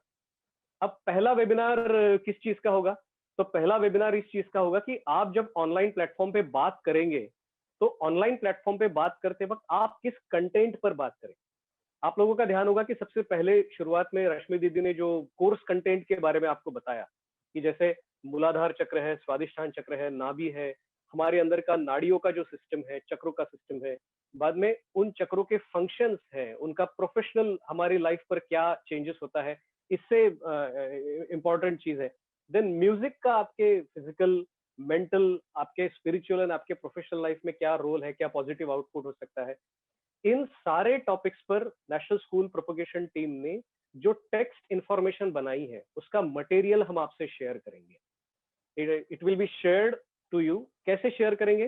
तो ये जो मेंटर्स लोग हैं जो आपको दिए गए हैं, ये मेंटर्स लोग, हम इन मेंटर्स को आप लोगों में से certain number of participants allot करेंगे, माने 20-25 जितने भी हमारे पास में अवेलेबल होंगे, वो सारे पार्टिसिपेंट्स, यानी आज के जो ऑनलाइन प्लेटफॉर्म पर जितने लोग हाजिर हैं, उन लोगों को पकड़ करके हम लोग इन मेंटर्स के पास में डिस्ट्रीब्यूट करेंगे। ये मेंटर्स आप लोगों का एक व्हाट्सएप ग्रुप बनाएंगे। देखिए, मुझे बहुत देर से जो चैट पर मैसेजेस आ रहे थे जूम मीटिंग पर कि हमको ये कंटेंट मिलेगा क्या, ये हमें बताया जाएगा क्या, ये सब चीज आपके साथ में शेयर की जाएगी। तो इस तरीके से ये मेंटर्स आप लोगों का ग्रुप बनाएंगे। मेंटर्स आप लोगों को वो मटेरियल शेयर करते जाएंगे, माने सारे जो सेशंस आपको कोर्स कंटेंट में दिखाए गए थे, उस एक एक चैप्टर का डिटेल कंटेंट आपको इन अ फॉर्म ऑफ टेक्स्ट आपको शेयर किया जाएगा। उसके साथ में हर एक कोर्स कंटेंट को समझाने के लिए कुछ बहुत बढ़िया और हाई क्वालिटाइज्ड पावर पॉइंट प्रेजेंटेशंस बनाई गई है। उस पावर पॉइंट प्रेजेंटेशंस को हम आपसे शेयर करेंगे, ताकि जब आप ऑनलाइन प्लेटफॉर्म पर बात करें तो आप उस पावर पॉइंट प्रेजेंटेशन को आपके व्यूअर्स के साथ में शेयर करें। आपने देखा होगा पावर पॉइंट प्रेजेंटेशंस का कितना गहरा असर ऑडियंस पे पड़ता है। आपका अटेंशन उस टॉपिक पर कॉन्सेंट्रेटेड रहता है। सॉरी, मेरे पास में कोई पावर पॉइंट प्रेजेंटेशन अभी है नहीं, क्योंकि मैं बहुत शॉर्ट में आपको ये चीजें समझा रहा हूँ। तो पावर पॉइंट प्रेजेंटेशन आपसे शेयर किया जाएगा। अब इन दोनों चीजों को लेकर के, टेक्स्ट को लेकर के और पावर पॉइंट प्रेजेंटेशन को लेकर के, आप लोगों को सेपरेट ट्रेनिंग दिया जाएगा। तो नेक्स्ट जो 30th मई आ रहा है, 30th मई को ऐसा ही एक वेबिनार आप लोगों के लिए अरेंज किया जाएगा, जिसका लिंक आपको भेजा जाएगा। उसमें आपको टेक्स्ट के ऊपर ट्रेनिंग दी जाएगी। माने टेक्स्ट में क्या लिखा हुआ है, कैसे उसको डिजाइन किया गया है, कौन सी कंसेप्ट्स उसमें इंक्लूड की गई है, कैसे चक्रों और नाड़ियों को मेडिकल टर्मिनोलॉजीज में समझाया गया है, बड़ी सिंपल टेक्निक में, जिसमें आपको कोई मेडिकल साइंस का नॉलेज होने की जरूरत नहीं है, बड़ी सिंपल सी मेडिकल इंफॉर्मेशन उनके बारे में दी गई है। देन कैसे प्रोफेशनल एस्पेक्ट उनका है, उन चक्रों के कैसे प्रोफेशनल इफेक्ट्स आपके पर्सनालिटी पे, पॉजिटिव इफेक्ट्स आपके पर्सनालिटी पे होते हैं, कैसे ये आपकी पर्सनालिटी को निखारते हैं। नाड़ियों की जो ऊर्जा है वो आपके पर्सनालिटी का ट्रेंड कैसे डिसाइड करती है, आपको बैलेंस्ड पर्सनालिटी कैसे बनना है। इन सारी चीजों को टेक्स्ट में किस तरीके से कवर किया गया है, वो हम आपको अगले वेबिनार में डिटेल्स बताने वाले हैं। अब ये डिटेल्स बताने की क्यों जरूरत है, क्योंकि आप तो पढ़ लेंगे जब आपको शेयर किया जाएगा, मगर जो टेक्स्ट आपको शेयर किया गया है उनमें की कॉन्सेप्ट्स कौन सी है, कौन सी की कॉन्सेप्ट्स को आपको हैम्पर करना है, कौन से की कॉन्सेप्ट्स को आपको यूज करना है, कौन से वर्ड्स आपको प्रैक्टिकली याद रहने चाहिए जब आप बात करेंगे, कौन सी कॉन्सेप्ट्स नॉन निगोशिएबल है, जिसके साथ में आप कोई सब्स्टिट्यूट उसको नहीं ला सकते। तो ये सारी चीजें हम आप लोगों के साथ में शेयर करेंगे और ये प्रयास करेंगे कि आप लोग टेक्स्ट में कैसे माहिर हो जाए।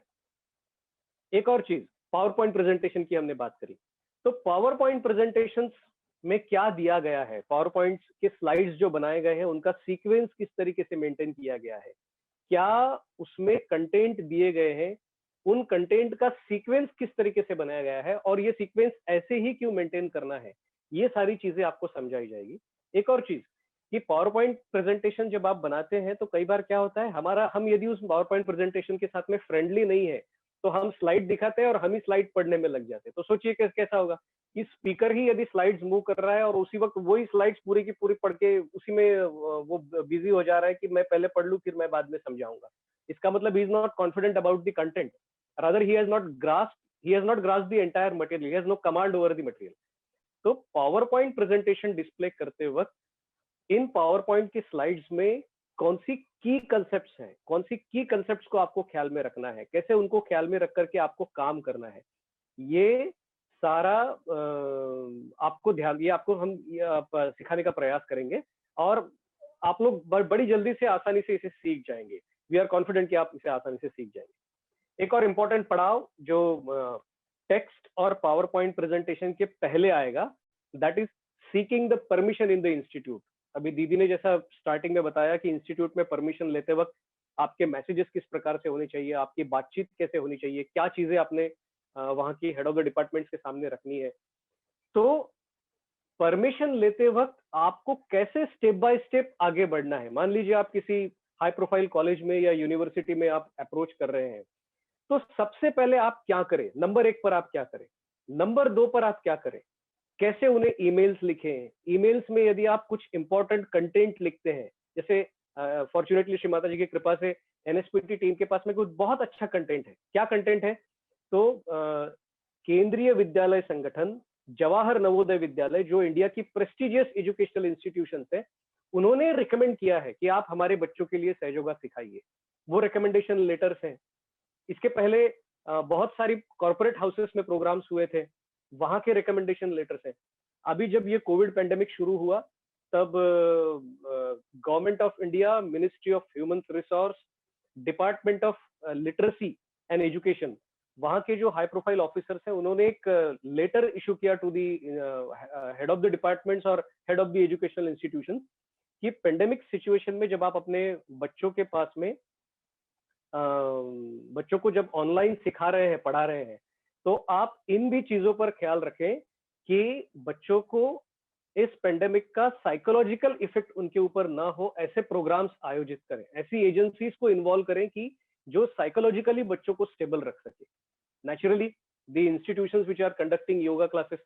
तो सहज योगा को एक अच्छा प्लेटफॉर्म मिल रहा है कि आप लोग इंस्टीट्यूशंस को अप्रोच करें, ये लेटर्स दिखाएं. दूसरा, high profile institution in India, that is the AICTE, all India council for technical education. उन्होंने रेकमेंड किया है कि इंजीनियरिंग कॉलेजेस में जब स्टूडेंट इंडक्शन प्रोग्राम होता है उस वक्त आप सहयोगा के प्रोग्राम्स लीजिए. इस तरीके से भारत की हाई प्रोफाइल एजुकेशनल इंस्टीट्यूशंस ने जो रिकमेंडेशन लेटर्स सहयोगा के नाम से दिए गए हैं, उन लेटर्स को हम आपके साथ में शेयर करेंगे ताकि आप लोग उन लेटर्स का यूज करके आपके एरिया में, आपके स्टेट में, आपकी सिटी में इन इंस्टीट्यूशंस को अप्रोच करें, वहां ऑनलाइन प्लेटफॉर्म्स पर प्रोग्राम अरेंज करें. तो इस परमिशन प्रोसेस को हम पूरी तरीके से आपको समझाएंगे कि कैसे उन्हें पहला ईमेल भेजना है, क्या कंटेंट डालना है, कोर्स कंटेंट कैसे डालना है, उन्हें समझाना कैसे है. ये सारी चीजें हम परमिशन वाला जो एक सेपरेट सेशन आपके लिए अरेंज करेंगे, उसमें हम आपको ये सारी चीजें समझाएंगे. देन एज आई सेड कि टेक्स्ट पर आपका ट्रेनिंग होगा, पावर पॉइंट प्रेजेंटेशन पर आपका ट्रेनिंग होगा. हाँ, टेक्स्ट और पावर पॉइंट प्रेजेंटेशन पर आपको प्रैक्टिस किस प्रकार से करना है, इसका ट्रेनिंग आपको दिया जाएगा. क्योंकि as we all know, practice makes man and woman both perfect. क्योंकि आज के सेशन की शुरुआत स्त्री शक्ति से हुई है, तो मैं प्रैक्टिस मेक्स मैन परफेक्ट नहीं बोलूंगा, practice makes man and woman both perfect. So practice आपको किस तरीके से करना है, इन सारी चीजों का हम आपसे शेयरिंग करेंगे. एक और इम्पोर्टेंट चीज, बड़े ध्यान से सुनिएगा, ये किस तरीके से वर्कआउट होगा. ये मेंटोर्स का जो व्हाट्सएप ग्रुप आपके साथ में बनेगा, ये मेंटोर्स चूंकि इसके पहले काफी सारे इंस्टीट्यूशंस में ऑनलाइन प्रोग्राम ले चुके हैं, तो ये लोग जानते हैं कि बात कैसे शुरू करनी है, क्या कंटेंट का फ्लो रखना है, सम अप कैसे करना है, मेडिटेशन कैसे लेना है, मेडिटेशन के बाद में किन इश्यूज पर फीडबैक लेना है, क्या क्या बातचीत करनी है. इन सारी चीजों को चूंकि ये मेंटर्स जानते हैं, तो आप इन लोगों को अपना ऑडियो बना करके भेज सकते हैं. माने जब आपके पास में कंटेंट टेक्स्ट आ जाएगा, पावर पॉइंट प्रेजेंटेशन आ जाएगा, तब आप एक छोटा सा प्रेजेंटेशन बना करके उसको ऑडियो रिकॉर्ड करके इन मेंटर्स के पास में भेज सकते हैं. ये मेंटर्स क्या करेंगे, आपका ऑडियो सुनेंगे और आपको बताएंगे कि नहीं, देखिए यहाँ पर लैंग्वेज में थोड़ी गलती हो रही है, यहाँ पर कॉन्सेप्ट ठीक से नहीं आया है, फ्लो ठीक से कॉन्सेप्ट का नहीं जा रहा है, या आपकी बात में आप फंबल हो रहे हैं, या बातचीत करते हुए कैसा लग रहा है कि आप कहीं अटक रहे हैं, तो कॉन्फिडेंस बातचीत में दिख नहीं रहा है. इस तरीके से ये मेंटर्स आपको धीरे धीरे धीरे धीरे प्रोफेशनली ट्रेन करने का प्रयास करेंगे. उसके बाद में ऑडियो के बाद में आपको वीडियो मोड पर उतरना पड़ेगा. माने बड़ा सिंपल सा चीज है, किसी ऑनलाइन प्लेटफॉर्म पर, सिंपल गूगल मीट पर, आपका यदि 25 लोगों का ग्रुप है तो मेंटर्स आपके साथ में किसी गूगल मीट पर ज्वाइन हो जाएंगे और आपके साथ में गूगल मीट पर ज्वाइन होकर के वो आपको ऑनलाइन सुनेंगे. जिस तरीके से अभी आप मेरी बात सुन रहे हैं, उस तरीके से ऑनलाइन आपको वो सुनेंगे. आप ऑनलाइन प्रेजेंटेशन करेंगे, जैसे रश्मि दीदी ने पहले प्रेजेंटेशन किया, so she was also appearing, her presentation was also appearing. So आप अपना स्लाइड शो को प्रेजेंट करेंगे, आप अपना कंटेंट भी साथ में बताते जाएंगे और मेंटर्स इसको ध्यान से सुनेंगे और उसके ऊपर अपना फीडबैक देंगे कि आपने कहाँ प्रेजेंटेशन में गलती करी, आपका बॉडी लैंग्वेज ठीक से था कि नहीं, आपका आई कांटेक्ट ठीक से था कि नहीं, आपका बॉडी मूवमेंट एक्सेस था क्या, या कहीं आपका सिटिंग अरेंजमेंट जहां आपने लगाया हुआ है. अब देखिए मैं जहां पर सिटिंग अरेंजमेंट बैठा हुआ हूँ, वहां यदि लाइट इफेक्ट ठीक से ना होता तो शायद आप मुझको पूरा नहीं देख पाते, सिर्फ मेरी टीथ लाइन ही आपको दिख सकती थी. तो ऐसा ना हो कि आप बैठे हुए हैं, बस इतने अंधेरे में बैठे हैं कि सिर्फ आपके टीथ लाइन सबको दिख रही है, बाकी आपका कुछ भी नहीं दिख रहा है. तो आप बैठते वक्त किस लाइट अरेंजमेंट में बैठे, किस तरीके से डिसेंट बैकग्राउंड में बैठे, किस तरीके से बैठे, कैसे आपका बॉडी लैंग्वेज हो, बातचीत करने का तरीका कैसे हो, इन सारी चीजों पर आपको ट्रेनिंग दिया जाएगा मेंटोर्स के थ्रू. एक इंपॉर्टेंट चीज कि मान लीजिए आप में से किसी को लैंग्वेज का बैरियर है, तो बहुत क्लियरली मैं आपको बता दूं, रश्मि दीदी ने जैसे शुरुआत में बताया कि किसी को यदि इंग्लिश बोलने का प्रॉब्लम है, तो यूट्यूब पर तो काफी सारी इंग्लिश की क्लासेस हैं. आप बैठे बैठे इनिशियल 2-3 सेंटेंसेस कैसे इंग्लिश में बोलना है, या आप यूट्यूब के बहुत सारे ट्रेनिंग सेशंस में सीख सकते हैं. बहुत सारी छोटी छोटी वेबसाइट्स हैं जहां पर इंग्लिश का छोटे छोटे सेंटेंसेस बोलने का ट्रेनिंग आपको दिया जाता है. वहां पर आप छोटे छोटे इंग्लिश के सेंटेंसेस सीख सकते हैं. मैं आपको बड़ी प्रैक्टिकल चीज बताता हूँ. किसी यूनिवर्सिटी में, किसी कॉलेज में आपको प्रोग्राम दिया गया है, आपको इंग्लिश टू इंग्लिश बोलना नहीं आता है 100%. आपको कंटेंट हिंदी में बड़ा अच्छा आता है, पर हिंदी में भी कुछ शब्द जो है आप इंग्लिश के इंसर्ट कर सकते हैं, इतना आपका कॉन्फिडेंस है, पर फ्लुएंटली आप इंग्लिश नहीं बोल सकते. क्या कर सकते हैं, बड़ा आसान है. आप शुरुआत करते हुए जैसे आप स्क्रीन पर दिखते हैं, a very good morning to all of you, या a very good afternoon to all of you. I welcome all of you. I thank the honorable head of the institution and I express my sincere gratitude for granting me an opportunity to conduct this session. But since this session involves various technical aspects and various terms which have relevance to our shastras, to our scriptures, so I need to use a language which would be friendly to explain. So now I will switch over to Hindi language. ऐसा बोल करके आप हिंदी भाषा में switch over हो जाइए, आप हिंदी भाषा में बात कर लीजिए। इस तरीके से हमारे काफी सारे पार्टिसिपेंट्स ने कॉलेजेस में, यूनिवर्सिटीज में प्रोग्राम लिए हैं। हमारी महिला शक्तियों ने, हमारी बहनों ने, युवा शक्ति भाइयों ने प्रोग्राम लिए हैं। इनिशियली बस 2-3 सेंटेंसेस इंग्लिश में बोलने के बाद में, ताकि पार्टिसिपेंट्स को ये न लगे कि आप इंग्लिश भाषा बिल्कुल नहीं बोल सकते इसलिए आप पूरा हिंदी में बोल रहे हैं, या आपको अंग्रेजी आती नहीं है फिर भी आप प्रोफेशनल कॉलेज में जा रहे हैं। तो इस तरीके से आपको डिप्लोमेटिकली, डिवाइन डिप्लोमेसी यूज करके इन प्रोफेशनल इंस्टीट्यूशंस तक सहयोगा को पहुंचाना है। बहुत आसान है, कोई मुश्किल बात नहीं है। तो इस तरीके से हम इंग्लिश भाषा की जो बैरियर है उसको पूरी तरीके से दूर कर देंगे and we will deal with this issue. एक और इंपॉर्टेंट सेशन आपके साथ में होगा, that will be spiritual alertness for your program. जिस बेसिक चीज को दीदी ने शुरुआत में ही बताया कि आप कितना भी अपने आप को टेक्निकली साउंड कर लीजिए, आप बहुत अच्छा गेटअप कर लीजिए, मेकअप कर लीजिए, बहुत भाषा को आप इम्प्रोवाइज कर लीजिए, पर जब तक सहयोगा में इसका ज्ञान आपको नहीं है, माने वाइब्रेशंस का ज्ञान आपको नहीं है, चक्रों का, नाड़ियों का ज्ञान आपको नहीं है, तब तक आप किसी भी प्लेटफॉर्म पर कितना भी प्रयास करके सहयोगा का कोई इंपॉर्टेंट काम आप कर नहीं पाएंगे। सो आपकी ध्यान की जो स्टेट है उसको इम्प्रोवाइज करने के लिए भी एक सेशन लिया जाएगा, या फिर मेंटर्स के थ्रू आपको इंस्ट्रक्शंस दिए जाएंगे, ताकि आप किसी दिन कलेक्टिव मेडिटेशन में बैठ पाए। आपका पूरा का पूरा ग्रुप कलेक्टिव मेडिटेशन में बैठ, मैं ग्रुप नहीं कहूंगा, टीम, आपकी पूरी की पूरी टीम कलेक्टिव मेडिटेशन में बैठ पाए। किसी अड़चन को आपकी टीम यदि फेस कर रही है तो उस अड़चन को आप प्रेयर कर सकें, उसको बंधन डाल के उसको कर सकें।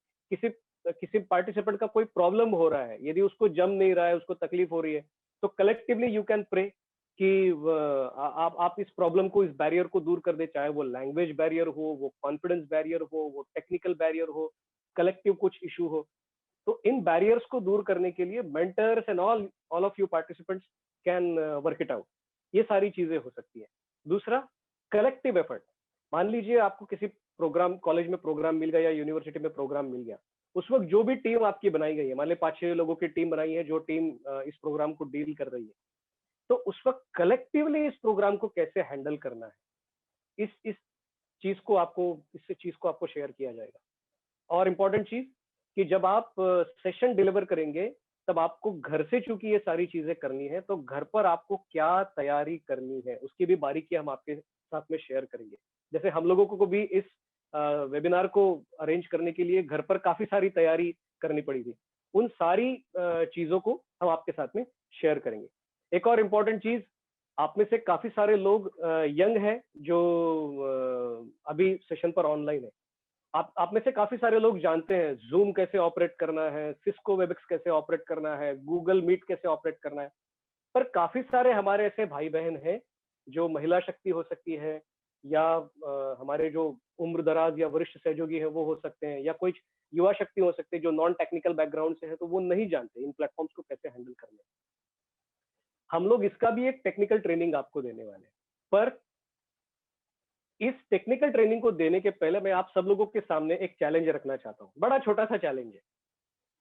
आप लोग एक ऐसे युग में रह रहे हैं जहां आपके आजू बाजू में काफी सारे आपके फ्रेंड्स हैं जो इन प्लेटफॉर्म्स को जानते हैं, जो जूम जानते हैं, सिस्को वेबएक्स जानते हैं, गूगल मीट जानते हैं, यूट्यूब जानते हैं, सब जानते हैं। यदि आप उन लोगों से सीख पाए तो आप हमारा एक टेक्निकल ट्रेनर बनने का काम कर सकते हैं। You can help us, you can be a benefit to the team, you can be an addition to the team. आप दूसरों को समझा सकते हैं, आप दूसरों को सिखा सकते हैं।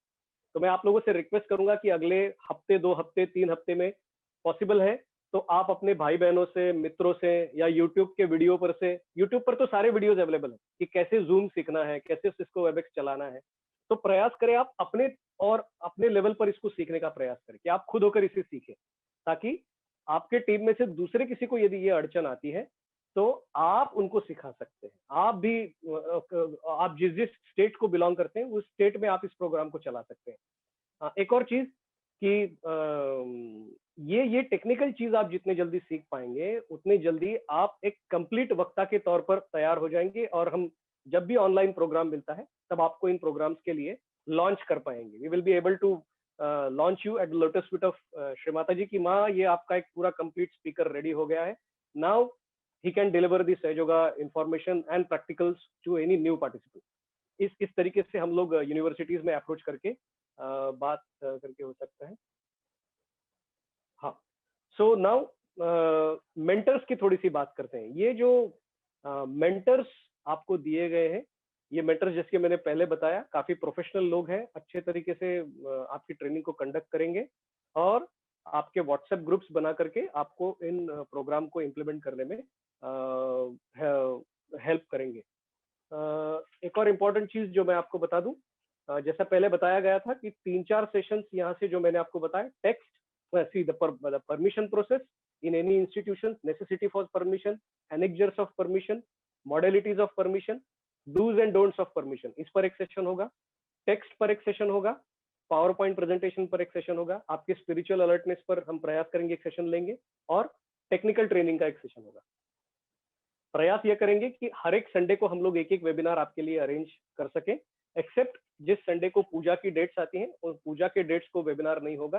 तो आप समझ लीजिए कि जिस भी दिन आदिशक्ति पूजा का अनाउंसमेंट होगा, जो कि जून महीने के पहले हफ्ते में वगैरह होती है, पहले या दूसरे हफ्ते में होती है, उस दिन वेबिनार नहीं होगा। Except that day, Sunday to Sunday we will try to meet with you and we will try to have a collective session. और आप लोगों के groups teams within a week हम लोग प्रयास करेंगे कि टीम्स आप लोगों की बन जाए, मेंटर्स आपको अलॉट हो जाए, मेंटर्स ही इन ग्रुप्स को बना करके बाद में आप लोगों को अपना आपसे कम्युनिकेशन करेंगे। ये मेंटर्स आपके ही सहयोगी भाई बहन हैं, बेझिझक आप उन्हें कर्टसी कॉल कर सकते हैं, उनसे बातचीत कर सकते हैं, उनका एक्सपीरियंस शेयर कर सकते हैं। आपके पास में कुछ नई इंफॉर्मेशन हो तो आप नई इंफॉर्मेशन भी उनके साथ में शेयर कर सकते हैं। तो इस तरीके से ये सारा ट्रेनिंग आगे बढ़ेगा।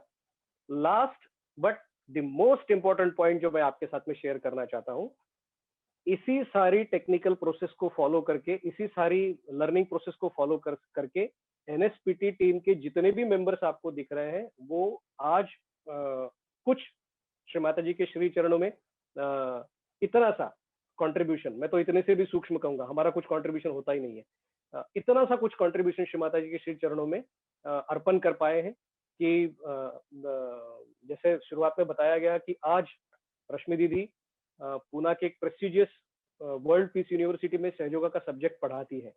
मैं श्री माता जी से प्रार्थना करूंगा कि आप में से हर एक पार्टिसिपेंट इस काबिलियत का हो कि किसी न किसी इंस्टीट्यूशन में आप लोग सहयोगा को इस मुकाम पर पहुंचाएं कि as a curriculum the student should accept it and accept it as a way of life. पर उसको सीखने के लिए, उस काबिलियत को पाने के लिए आपको इन सारे सेशंस को अटेंड करना पड़ेगा। यूं नहीं कि आपने एक अटेंड कर लिया, दूसरा छोड़ दिया, फिर तीसरा अटेंड कर लिया, चौथा छोड़ दिया। तो पूर्णिमा अमावस्या की तरह इसको अटेंड मत करिए, प्लीज इसको पूरा अटेंड करिए, क्योंकि ए से जेड तक आप पूरा अटेंड कर पाएंगे तो आप हमारी टीम का एक एसेट बन जाएंगे, ताकि आप जिन भारत के बहुत सारे राज्यों तक हमें पहुंचना है, बहुत सारी सिटीज तक हमको पहुंचना है, ग्रामीण भागों तक पहुंचना है, वहां ट्रेनिंग देने के लिए आप एक अच्छे ट्रेनर के तौर पर काम कर पाएंगे। एक और इम्पोर्टेंट चीज मैं शेयर करना चाहूंगा, हमारे बीच में कुछ पार्टिसिपेंट्स फॉरेन कंट्रीज से भी है। हमें भारत की सीमाओं के बाहर जाकर के भी सहयोग का यदि नॉलेज पहुंचाना है तो आप लोगों को पूरे तरीके से ट्रेन होना बहुत जरूरी है। आप अच्छे तरीके से ट्रेन हो जाएंगे तो दिन दूर नहीं कि अक्रॉस द बॉर्डर्स भी कुछ यूनिवर्सिटीज में यदि हम लोग अप्रोच कर पाए तो वहां पर भी आप लोग इस काम को, इस रोल को निभा पाएंगे। Thank you very much. आपने बड़ी सहृदयता के साथ में इसको शांति से सुन लिया और आपके बहुत सारे अच्छे एनकरेजिंग मैसेजेस हमको स्क्रीन पर दिख रहे हैं। तो आप आपका फीडबैक चैट बॉक्स में डाल सकते हैं, हम लोग उसको देख रहे हैं और श्री माता जी को बहुत बहुत धन्यवाद कर रहे हैं कि माँ इतने अच्छे पार्टिसिपेंट्स आपने हमें दिए हैं जो लालायित है कि हम लोग श्री माता जी के इस कार्य को आगे बढ़ा सके। रश्मि दीदी, if I have left anything please let me know so that I will complete it. भैया please declare the dates for next session. हाँ, जिस तरीके से हमने बीच में बताया था, next Sunday that is 30th मई को नेक्स्ट सेशन होगा। उस सेशन का टॉपिक, उसका लिंक और टाइमिंग, इसका मैसेज आपको आ जाएगा। प्रोबेबली हम प्रयास करेंगे कि technically if it is possible same link यदि आपको हम अवेलेबल करा सके तो उसी लिंक पर ये जूम मीटिंग अरेंज होगी। पर टॉपिक अलग होगा, सब्जेक्ट अलग होगा, ट्रेनिंग की चीज बहुत अलग होगी। सो आप लोगों से रिक्वेस्ट है कि थोड़ा अलर्ट रहिए। मेंटर्स जो ग्रुप बनाएंगे उस पर अलर्ट रहिए। वी विल ट्राई टू सी कि मेंटर्स के ग्रुप पर ही आपको ये सारी चीजें शेयर की जाए, तो उस पर अलर्ट रहिए। और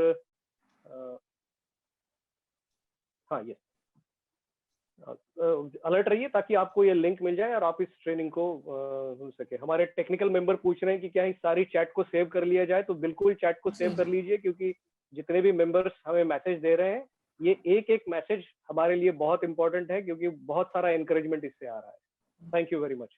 ओवर टू यू रश्मि दीदी। थैंक यू महेश भैया। So I think we are out of the time थोड़ा सा। सो होपफुली कि आप लोग के इतने सारे रिस्पॉन्स देखिए हम लोग खुद मोटिवेट हो रहे हैं अगले सेशंस के लिए।